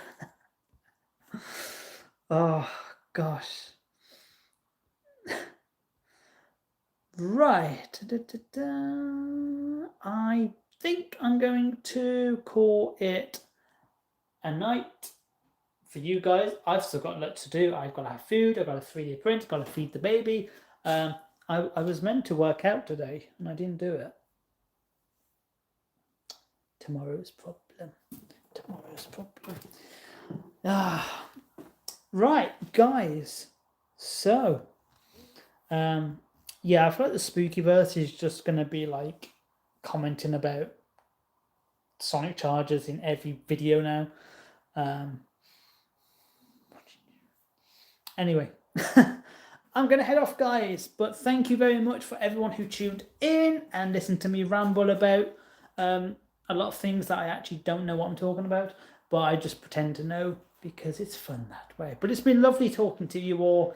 I'm going to get food and try and clean this up. Yeah, I'm going to try and clean this up. And then, yeah, I can start working on the TARDIS. How exciting. Yeah. Cool. So, that's going to draw a close to the live stream. Thank you so much for watching, and thank you for all the super chats and just putting up with me for like a couple of hours. Sorry, my drill was like the whole table saw just like moved, and the drill just Oh my god! Stop doing that. Anyway, goodbye, guys. Thank you very much for watching. And the supervisor wants to say final words. Say bye. Piper, say bye. Okay. See you later, guys. And yeah, part 19 next week. Thanks for watching. Bye-bye.